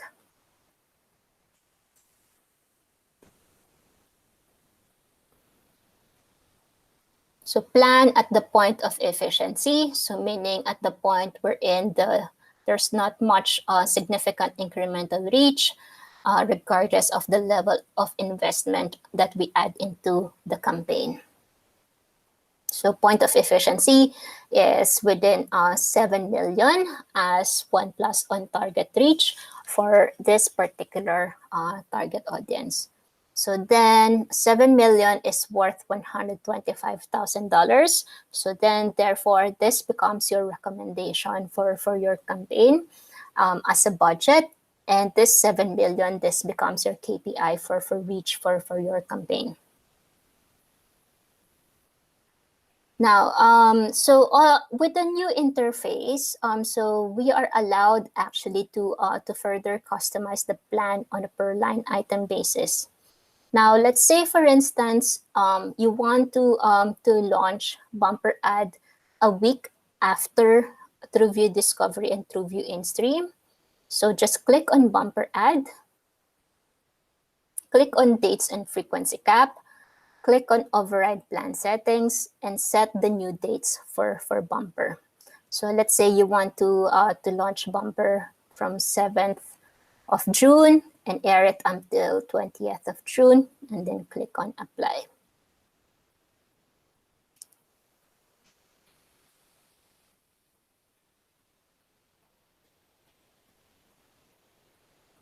Okay, so with that, so we will be able to customize. So therefore, customize the date range on a per format basis.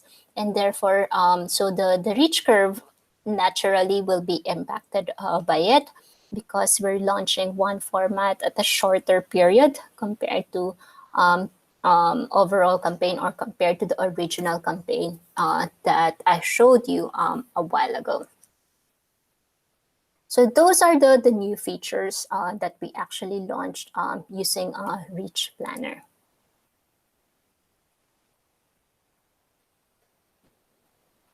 Okay. Similar to how I demonstrated Reach Planner for an awareness building campaign a while ago. So if you have any questions for consideration building campaign this time around, let me know, and then I'll be able to I'll be sure to find out the answer for you. Okay, going back to the deck, so I have added in another section for this deck to be able to take you through some more advanced tactics or advanced use cases for Reach Planner. So most of the time, so as I've said, so since we are deactivating the denominators when it comes to Google Audience targeting, and therefore will not be able to plan reach in percentage. So there are ways to do that actually with the new user interface that we have on Reach Planner. Let me demonstrate on how to do that. So going back to Reach Planner, so let's refresh it by clicking on Tools and Settings and going to Reach Planner. Now, if you want to plan Google Audiences and be able to find out what the reach in percentage will be against a broad demographic that you are targeting, so this is how you do that. So click on Location, go to Vietnam. This is where you set your broad demographic targeting, right? So let's say you're targeting 25 to 44, female. If you are targeting the Google Audiences, be it affinity or in-market, do not set it within the overall campaign setting, because we will be keeping this demographic audience as our denominator for our Google Audiences in order for us to be able to identify what the reach in percentage will be your particular plan will be able to deliver. So let's say, for instance, you're launching on 10th of March and you're running for 5 weeks, or let's say 10th of May, sorry, and then you're airing for 4 weeks for your campaign. Click on Apply, and then select your own product mix. So let's say this is for consideration building campaign. So we'll add in bumper, we'll add in TrueView discovery, and then we will add in TrueView in-stream. And then so allocate 40% of your budget for bumper ad, 10% for TrueView discovery, and 50% for TrueView in-stream. And then click on View Forecast.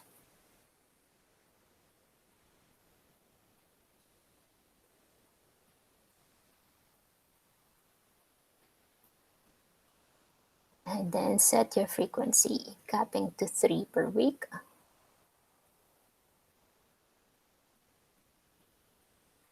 And then let's say you have, let's say you will be targeting those who are in market for home and garden, and those who are TV drama fans. And then let's say that you have 2 separate assets for both. So therefore, you want to divide your line item into two. So let's say, for instance, you have two assets for bumper ad and two assets for TrueView in-stream. So you would add in another bumper within the mix. So this time around, we will be splitting the budget between the two target audiences. So the original one was 400. So let's update this to 200. So we'll be splitting it into two. And then add in TrueView in-stream. We will be splitting the $250 into two as well. So that's $250. And then update the original one, bring it down from 500 to 250. So this would allow us flexibility in terms of budget allocation on a per line item basis, and also it would allow us customization on a targeting audience basis, also on a per line item approach. Okay, so we have kept our budget allocation as 100%, so 40% for bumper, so that's 20 plus 20, 50% for TrueView in-stream, 25 plus 25. I'm keeping TrueView Discovery as is because this is a small amount budget to further be split into two, right? So let's keep it targeting female 25 to 44 as is. Now, this is where you further identify the target audiences or including the Google audiences. So click on bumper ad. For Google Ads, I highly recommend before you add in your Google audiences to click on location and demographics and override plan settings. When you override the plan settings, it will keep your demographic targeting as female 25 to 44. Now, if you don't click override plan setting, so it will go to all people actually. So don't forget that if you are including Google audiences in your line item, to first click on override plan settings for demographics. Second, so add in your Google audiences. So click on override setting and then search for Google Ads. So let's say you want to target TV drama fans and home and garden. So we'll add home and garden later on. Click on apply. Click on the other bumper line item. Similarly, click on override plan settings. Click on Google audiences. Search for Google audiences and add in home and garden. Click on apply, apply. Next is to edit TrueView in-stream. Similarly, click on location and demographics. Click on Google audiences, click on override plan settings. Search for Google audiences, click on home and garden. Click on apply. And then lastly, click on the last TrueView in-stream. Override plan settings for demographics, add in Google audiences by overriding plan settings, and add TV drama fans. Okay, so double check that you have two line items for TV drama, one bumper and one TrueView in-stream, and then two line items for home and garden, one for TrueView and one for bumper. And then hover to the point of efficiency. Point of efficiency is around 57%. So beyond this point, so there's not much incremental reach anymore, regardless of the level of investment that you add into in the campaign.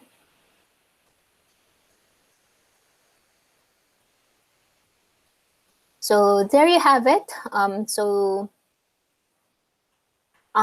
Take into consideration that when you use Reach Planner, so they're added more capabilities with the new features that we have just launched. So a lot of it is editing the campaign settings on a per line item basis. So that would allow you to be able to get not just the reach in percentage, but also reach in absolute number when targeting Google audiences.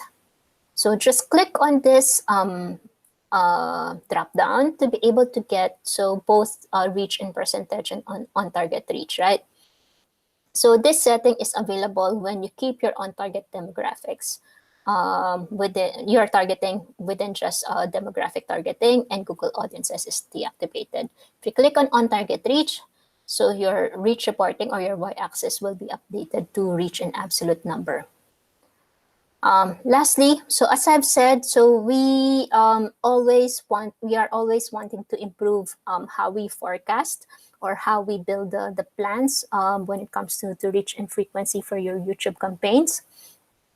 Click on rate forecast to let us know whether you trust the forecast that we are building and you believe that it is accurate. So feel free to select on how you feel, on how you think about the forecast, whether it's accurate or not, based on the experience that you have planning for YouTube.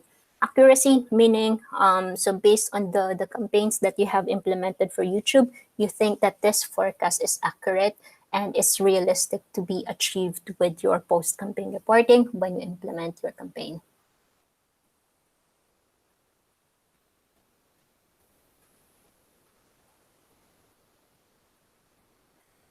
So all of these guidelines, so I have all of these guidelines will be summarized in the deck and will be shared with you later on. So I have summarized in the deck the step-by-step process for the more advanced ways on how to use Reach Planner. For the last part is talking about best practices for campaign building and reporting. So just a watch out that when you are building your plan, as I've said, not all campaign settings are available in the tool. I'm calling this out because when you eventually implement your campaigns and included campaign settings not available in Reach Planner, so there will likely be a mismatch with the post-campaign reporting and planning. So for instance, if you are building a campaign with context exclusions that is not available in the Reach Planner, expect that the campaign results to be different than your media plan. Don't forget to set frequency capping when you are building your campaign. So this will help ensure that your campaign results will be closer to what you see in your media plan. Once you have implemented your campaigns, measure it against the same metrics and target audience you used in the planning tool. This is very important because in most cases, this is what's causing the discrepancy between planning and post. Make sure that you are planning and reporting reach for the same target audience. Reach Planner data and Google targeting are based on demographic models. So these demographic models are not 100% precise due to cases like users that are sharing devices, co-viewing, or even incorrect user declared data. When ads are measured, research panels are being used by Google to correct the demographics data. It's important to note that waste is an industry-wide issue and not an issue specific to Google.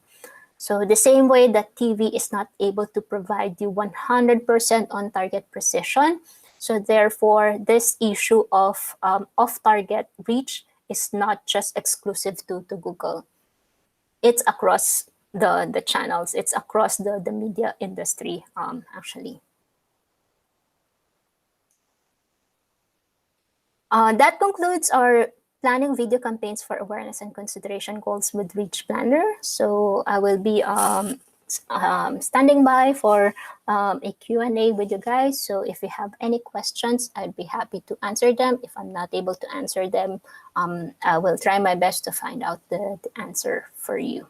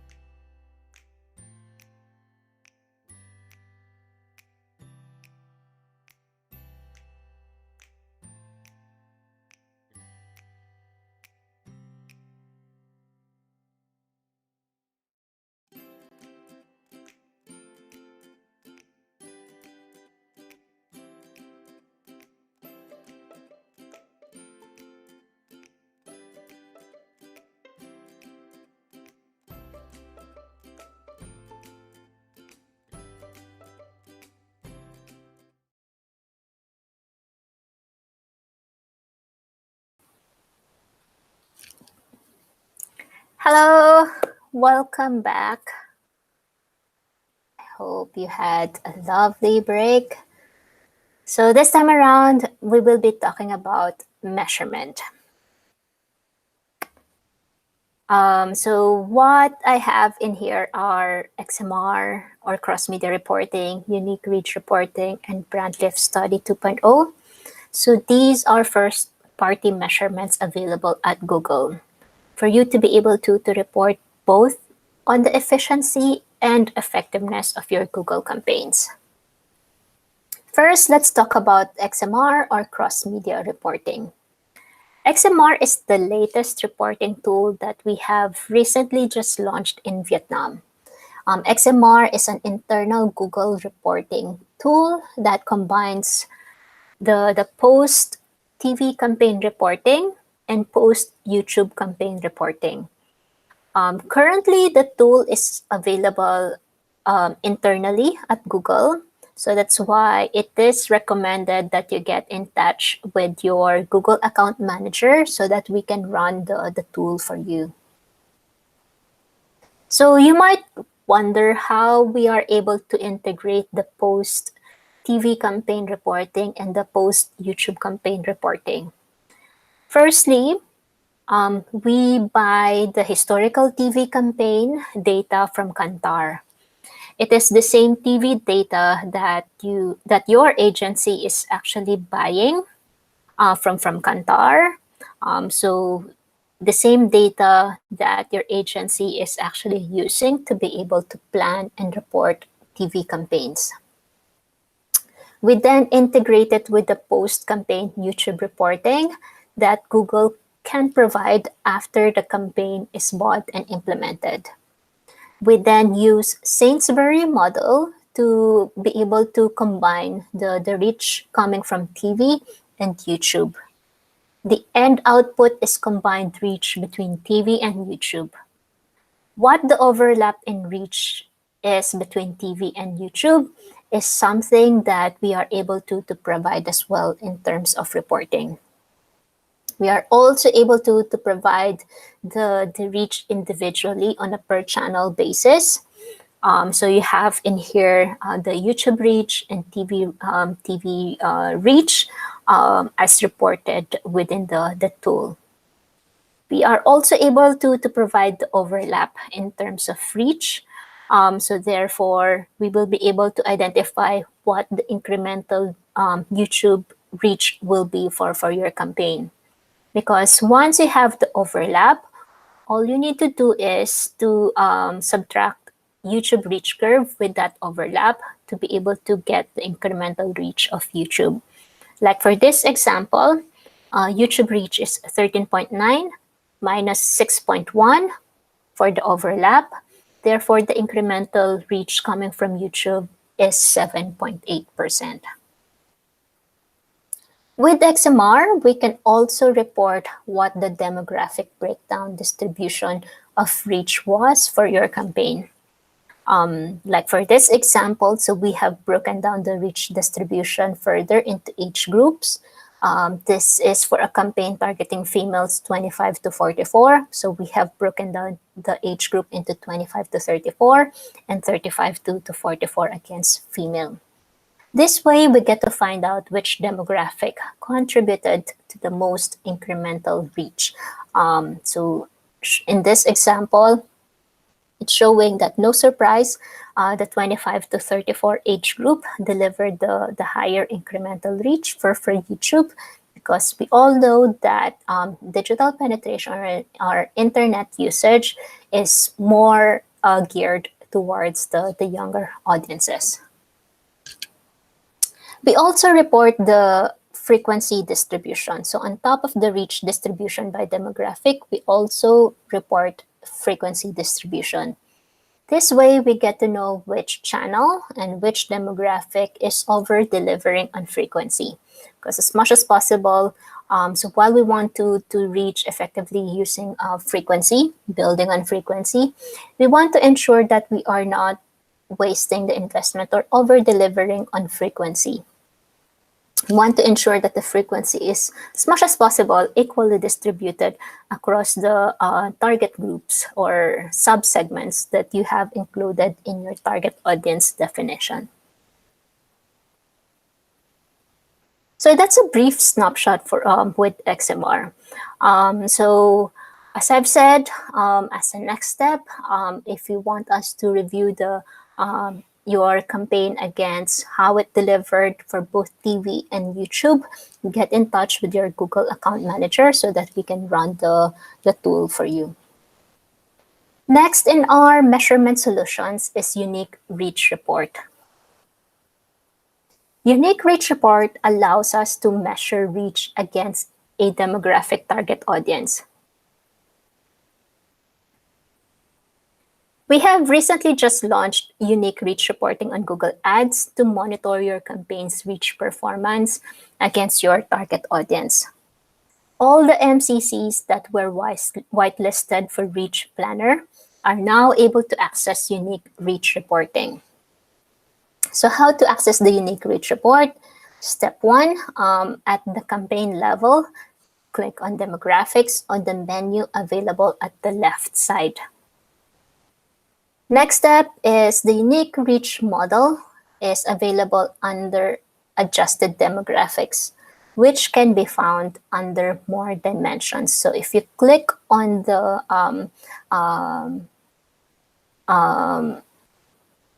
More Dimensions icon, so it will give you, you will find in there Adjusted Demographics. Click on that to be able to see how your campaign is performing against the target audience that you have planned out for, and therefore you are buying for your campaign. Now you can now see how many people were reached in each demographic range. So you can actually make a short list of the demographics that you are planning for this target audience, to be able to focus your report against the core target audience that you have set for your campaign. Please note that we are also reporting reach outside the target audience that you have set for this campaign. As I've said, we are not guaranteeing 100% on-target precision when it comes to demographic targeting. So that's why, and also our modeling is quite transparent that it's not 100% precise in terms of on-target definition or on-target serving. So that's why we are reporting, also being transparent, that we are delivering reach against your target audience. Now, to be able to focus mainly on how your campaign is performing, it is highly recommended that you prioritize your reporting against the target audience that you have set for your campaign. So let's say, for instance, you are planning for 18 to 44.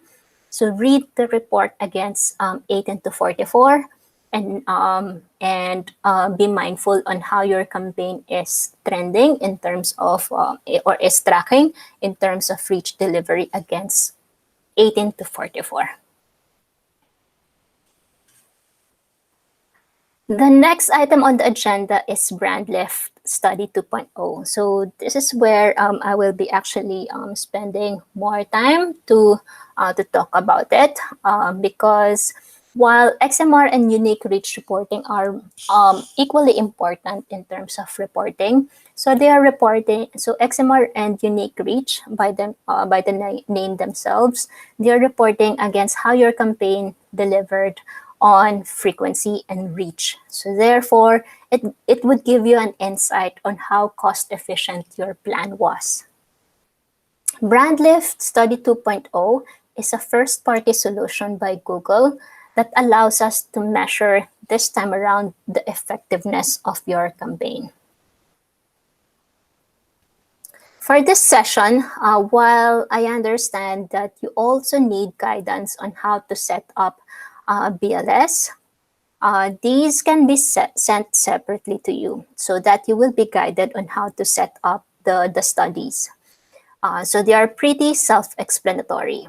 So to make better use of time for this session, I will be taking you through on what BLS is, and how to interpret the report so that you get to generate more actionable insights from the report that you get access to from BLS. As I've said, brand lift studies are first-party effectiveness measurement solution which Google launched in 2014. Brand lift measures the effectiveness of YouTube ad campaigns on metrics that are close to the brand's marketing goals. What do we mean by marketing goals? These are your objectives based on ad recall, awareness, consideration, purchase intent, and brand favorability. Brand lift is actually surveying the campaign's target audience and then isolate the direct impact of the ad campaign on the shift in perception. Now, you might wonder, how are we isolating the direct impact of the ad campaign? BLS is able to isolate the impact of the brand campaign because of the control and exposed methodology that we use when conducting the survey. How does control and exposed methodology works? Firstly, the Google technology creates two randomized groups for research design. First group is the exposed group, or those who will see your ads, and the control group are those who would not see the YouTube ad. So since the only difference between the control and exposed groups is that the exposed groups saw your YouTube ad, therefore, the difference between the control and exposed is what we call the lift. This lift is then attributed to the impact of the YouTube campaign. This is to further illustrate how it works.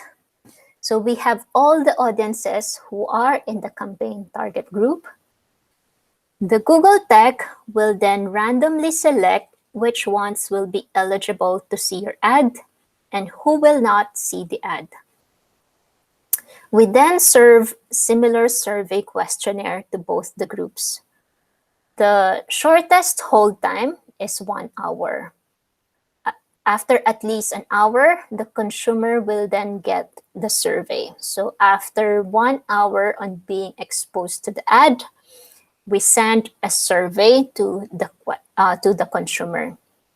Now, since the only factor that is distinct between the two groups is that the exposed group has seen the ad and the control did not, this will then allow us to quantitatively isolate the impact of the campaign and attribute the lift to it. Now, while BLS is proven to have made an impact, there were also instances when BLS was perceived negatively.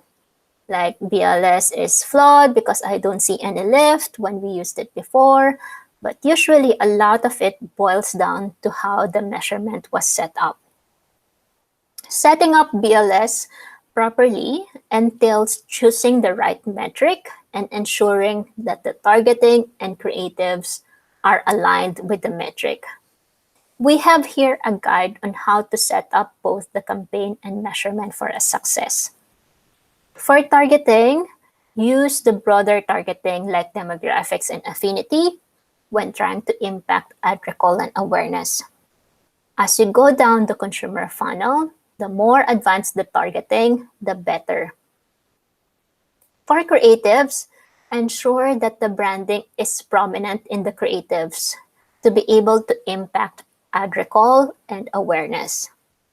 For consideration building campaigns, ensure that the message has a clear call to action and prominent feature of the product is highlighted. When driving favorability, ensure that the creatives would have a strong emotional approach. And when driving purchase intent, ensure that the messaging has a strong call to action or to buy, like discounts or promotions. This is to emphasize that brand lift survey is actually measuring the effectiveness of your targeting and creatives. Because if your targeting is strong, so naturally, so the end outcome will not be that insightful, and therefore that not actionable for your campaign. Now, your creatives must be strong enough also to be able to drive brand lift. So these are recommendations, or these tips for success are actually based on what we have learned across the years of doing BLS across the YouTube campaigns. So these steps will definitely be able to help out to be able to have a campaign that is highly effective. Another tip is to make the questions more sensible, to align with the product and the intended campaign action. In this example, instead of selecting a generic product or brand type, it is highly recommended that you specify the product or brand type to make the survey questions that sensible. Like for example, on this one, instead of a generic brand or product, which of these brands have you seen online video advertising for recently? You can be more specific by asking which of these car rentals have you seen online video advertising for recently. Another tip is to use the confidence intervals to gauge where the campaign might land in terms of control and exposed. So once your brand lift survey is done, so once we are able to get sufficient number of respondents for us to read on, or as we are building the number of respondents for your campaign, you will see in the dashboard real-time results for that. So while the study is ongoing, you will be able to see numbers in gray and in bracket. The clock icon means the survey is not yet done collecting responses, but based on the responses that the survey has received so far, the numbers in gray and in bracket, this is where the indicators that the campaign might land in terms of baseline and exposed number of scores for your particular campaign. Baseline in the reporting means your control, and exposed within the dashboard reporting means your research group who were exposed to your YouTube ad. Now, the effectiveness results are reported via what we call brand lift metrics. In this section, we will be explaining what these brand lift metrics are.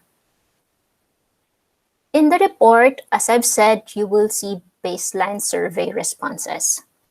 This is the number of respondents that did not see your ad. We also refer to this as the control group. We use this to track if the survey has started and to see how many responded to the survey. Baseline positive response rate. This is the percentage of control group who recalled or are aware or are considering your product or your brand. This allows to measure the current status of your brand/product against the brand health metrics we are measuring independently of YouTube advertising. Exposed survey responses. This shows the number of respondents in the exposed group or those who have seen your ad. Similarly, we use this to track how many of the exposed group have responded to the survey. In the report, you will also see lift being reported as absolute, relative, and headroom lift. Now, let me show you how these lifts are calculated. Absolute lift is exposed minus control.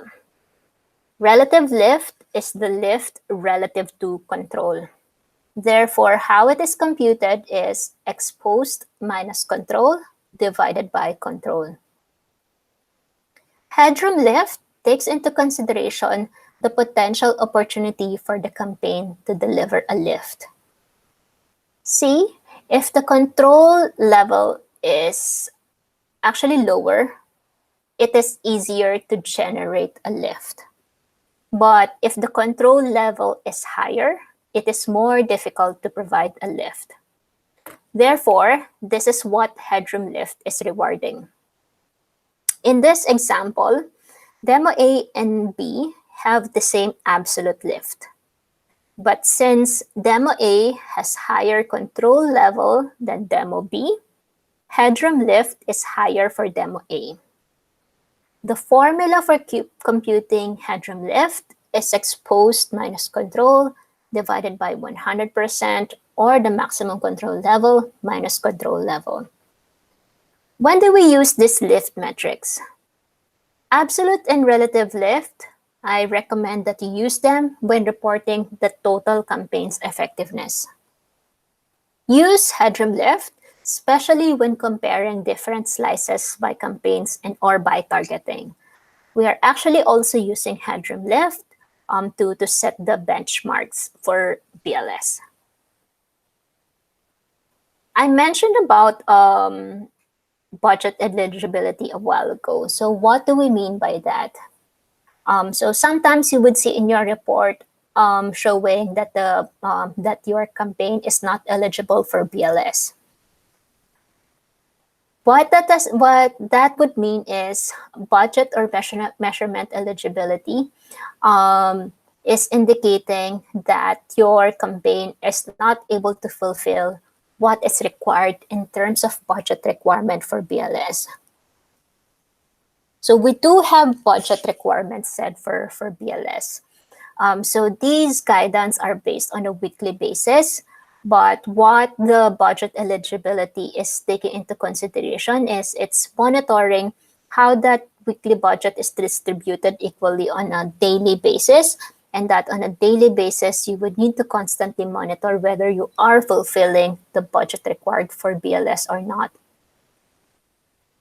If your campaign is not eligible, so if the budget for your campaign is not eligible for BLS, unfortunately, no surveys will be served at all.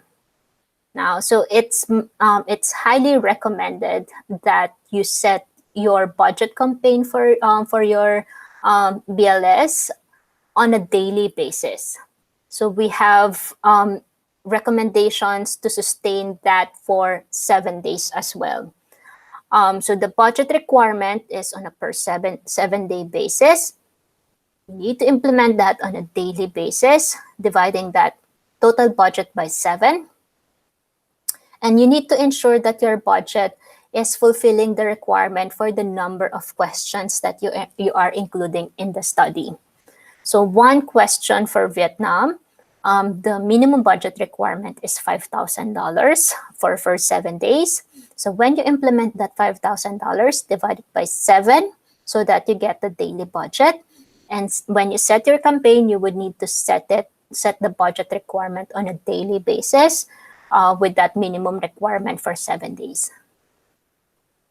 So if you're adding more questions to BLS, no surprise, the budget requirement will be higher. So the maximum number of questions that you can include in BLS is 3 questions. So 2 questions is $10,000 and 3 questions is $15,000. So the same way, you would need to fulfill the budget requirement for 7 days. So if you're planning to do a survey of 2 questions, divide $10,000 by 7 days, and that would be your budget on a daily basis. So as I've said, one major tip is to set your campaign to use daily budget. Also, watch out when editing flight dates. If your campaign is based on a total budget, keep in mind that extending the end date effectively lowers your daily budget. This can result in your campaign falling below the budget eligibility.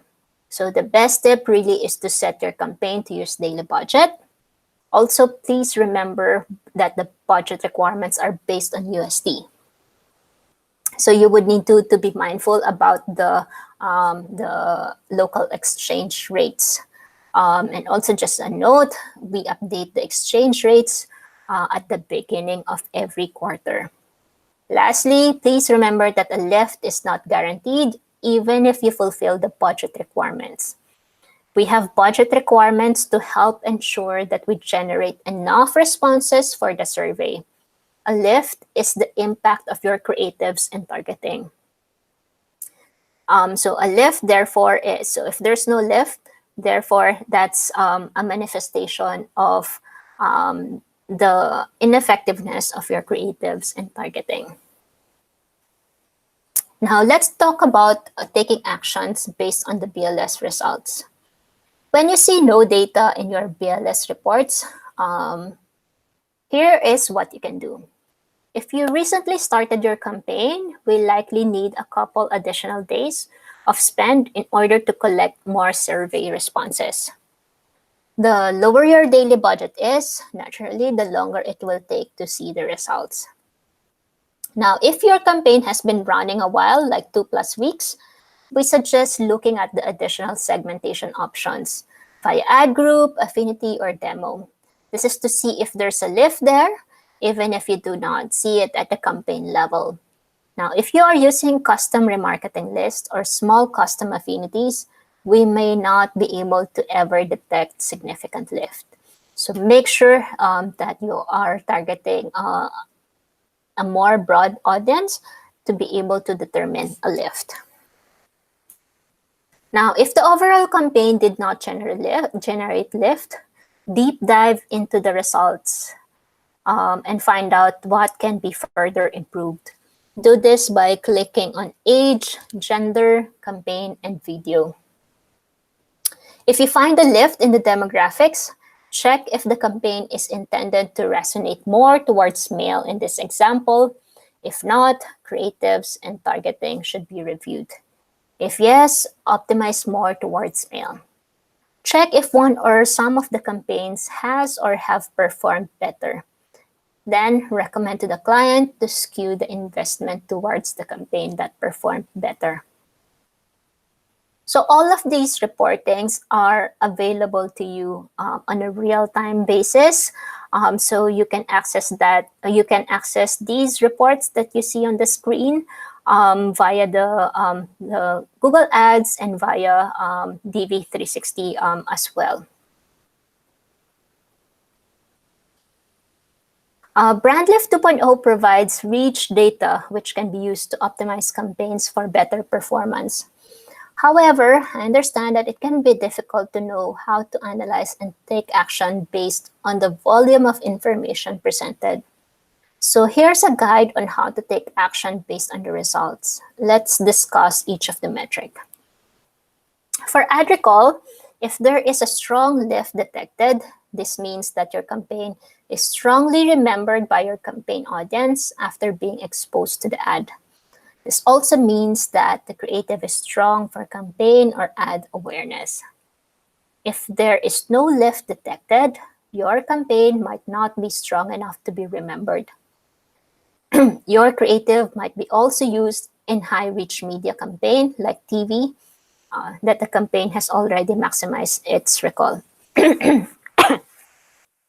Consider adding bumpers to increase ad recall if the campaign is not running any. Also consider take learnings. Also consider the take learnings on creative into consideration. Now, if the campaign registered a lift on awareness, this means that the campaign shows high positive influence on the brand or product awareness of your campaign audience, and that the creative has worked in building brand or product's awareness against your campaign audience.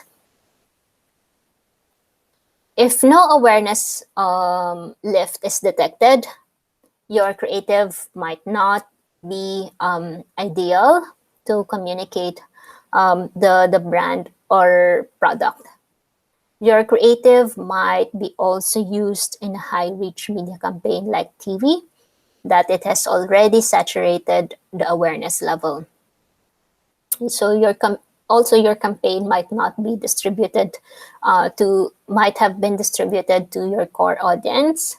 So meaning that core audience that you have been targeting over and over again already has strong awareness for your brand. Consider expanding your target audience to recruit new awareness for your brand. Check the lift by target audience breakdown and the target audience demographic that was lifted, and consider shifting your focus towards the target audience that is showing a lift.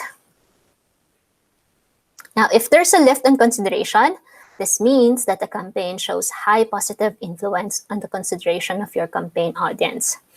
The creative has increased consideration for your brand and product.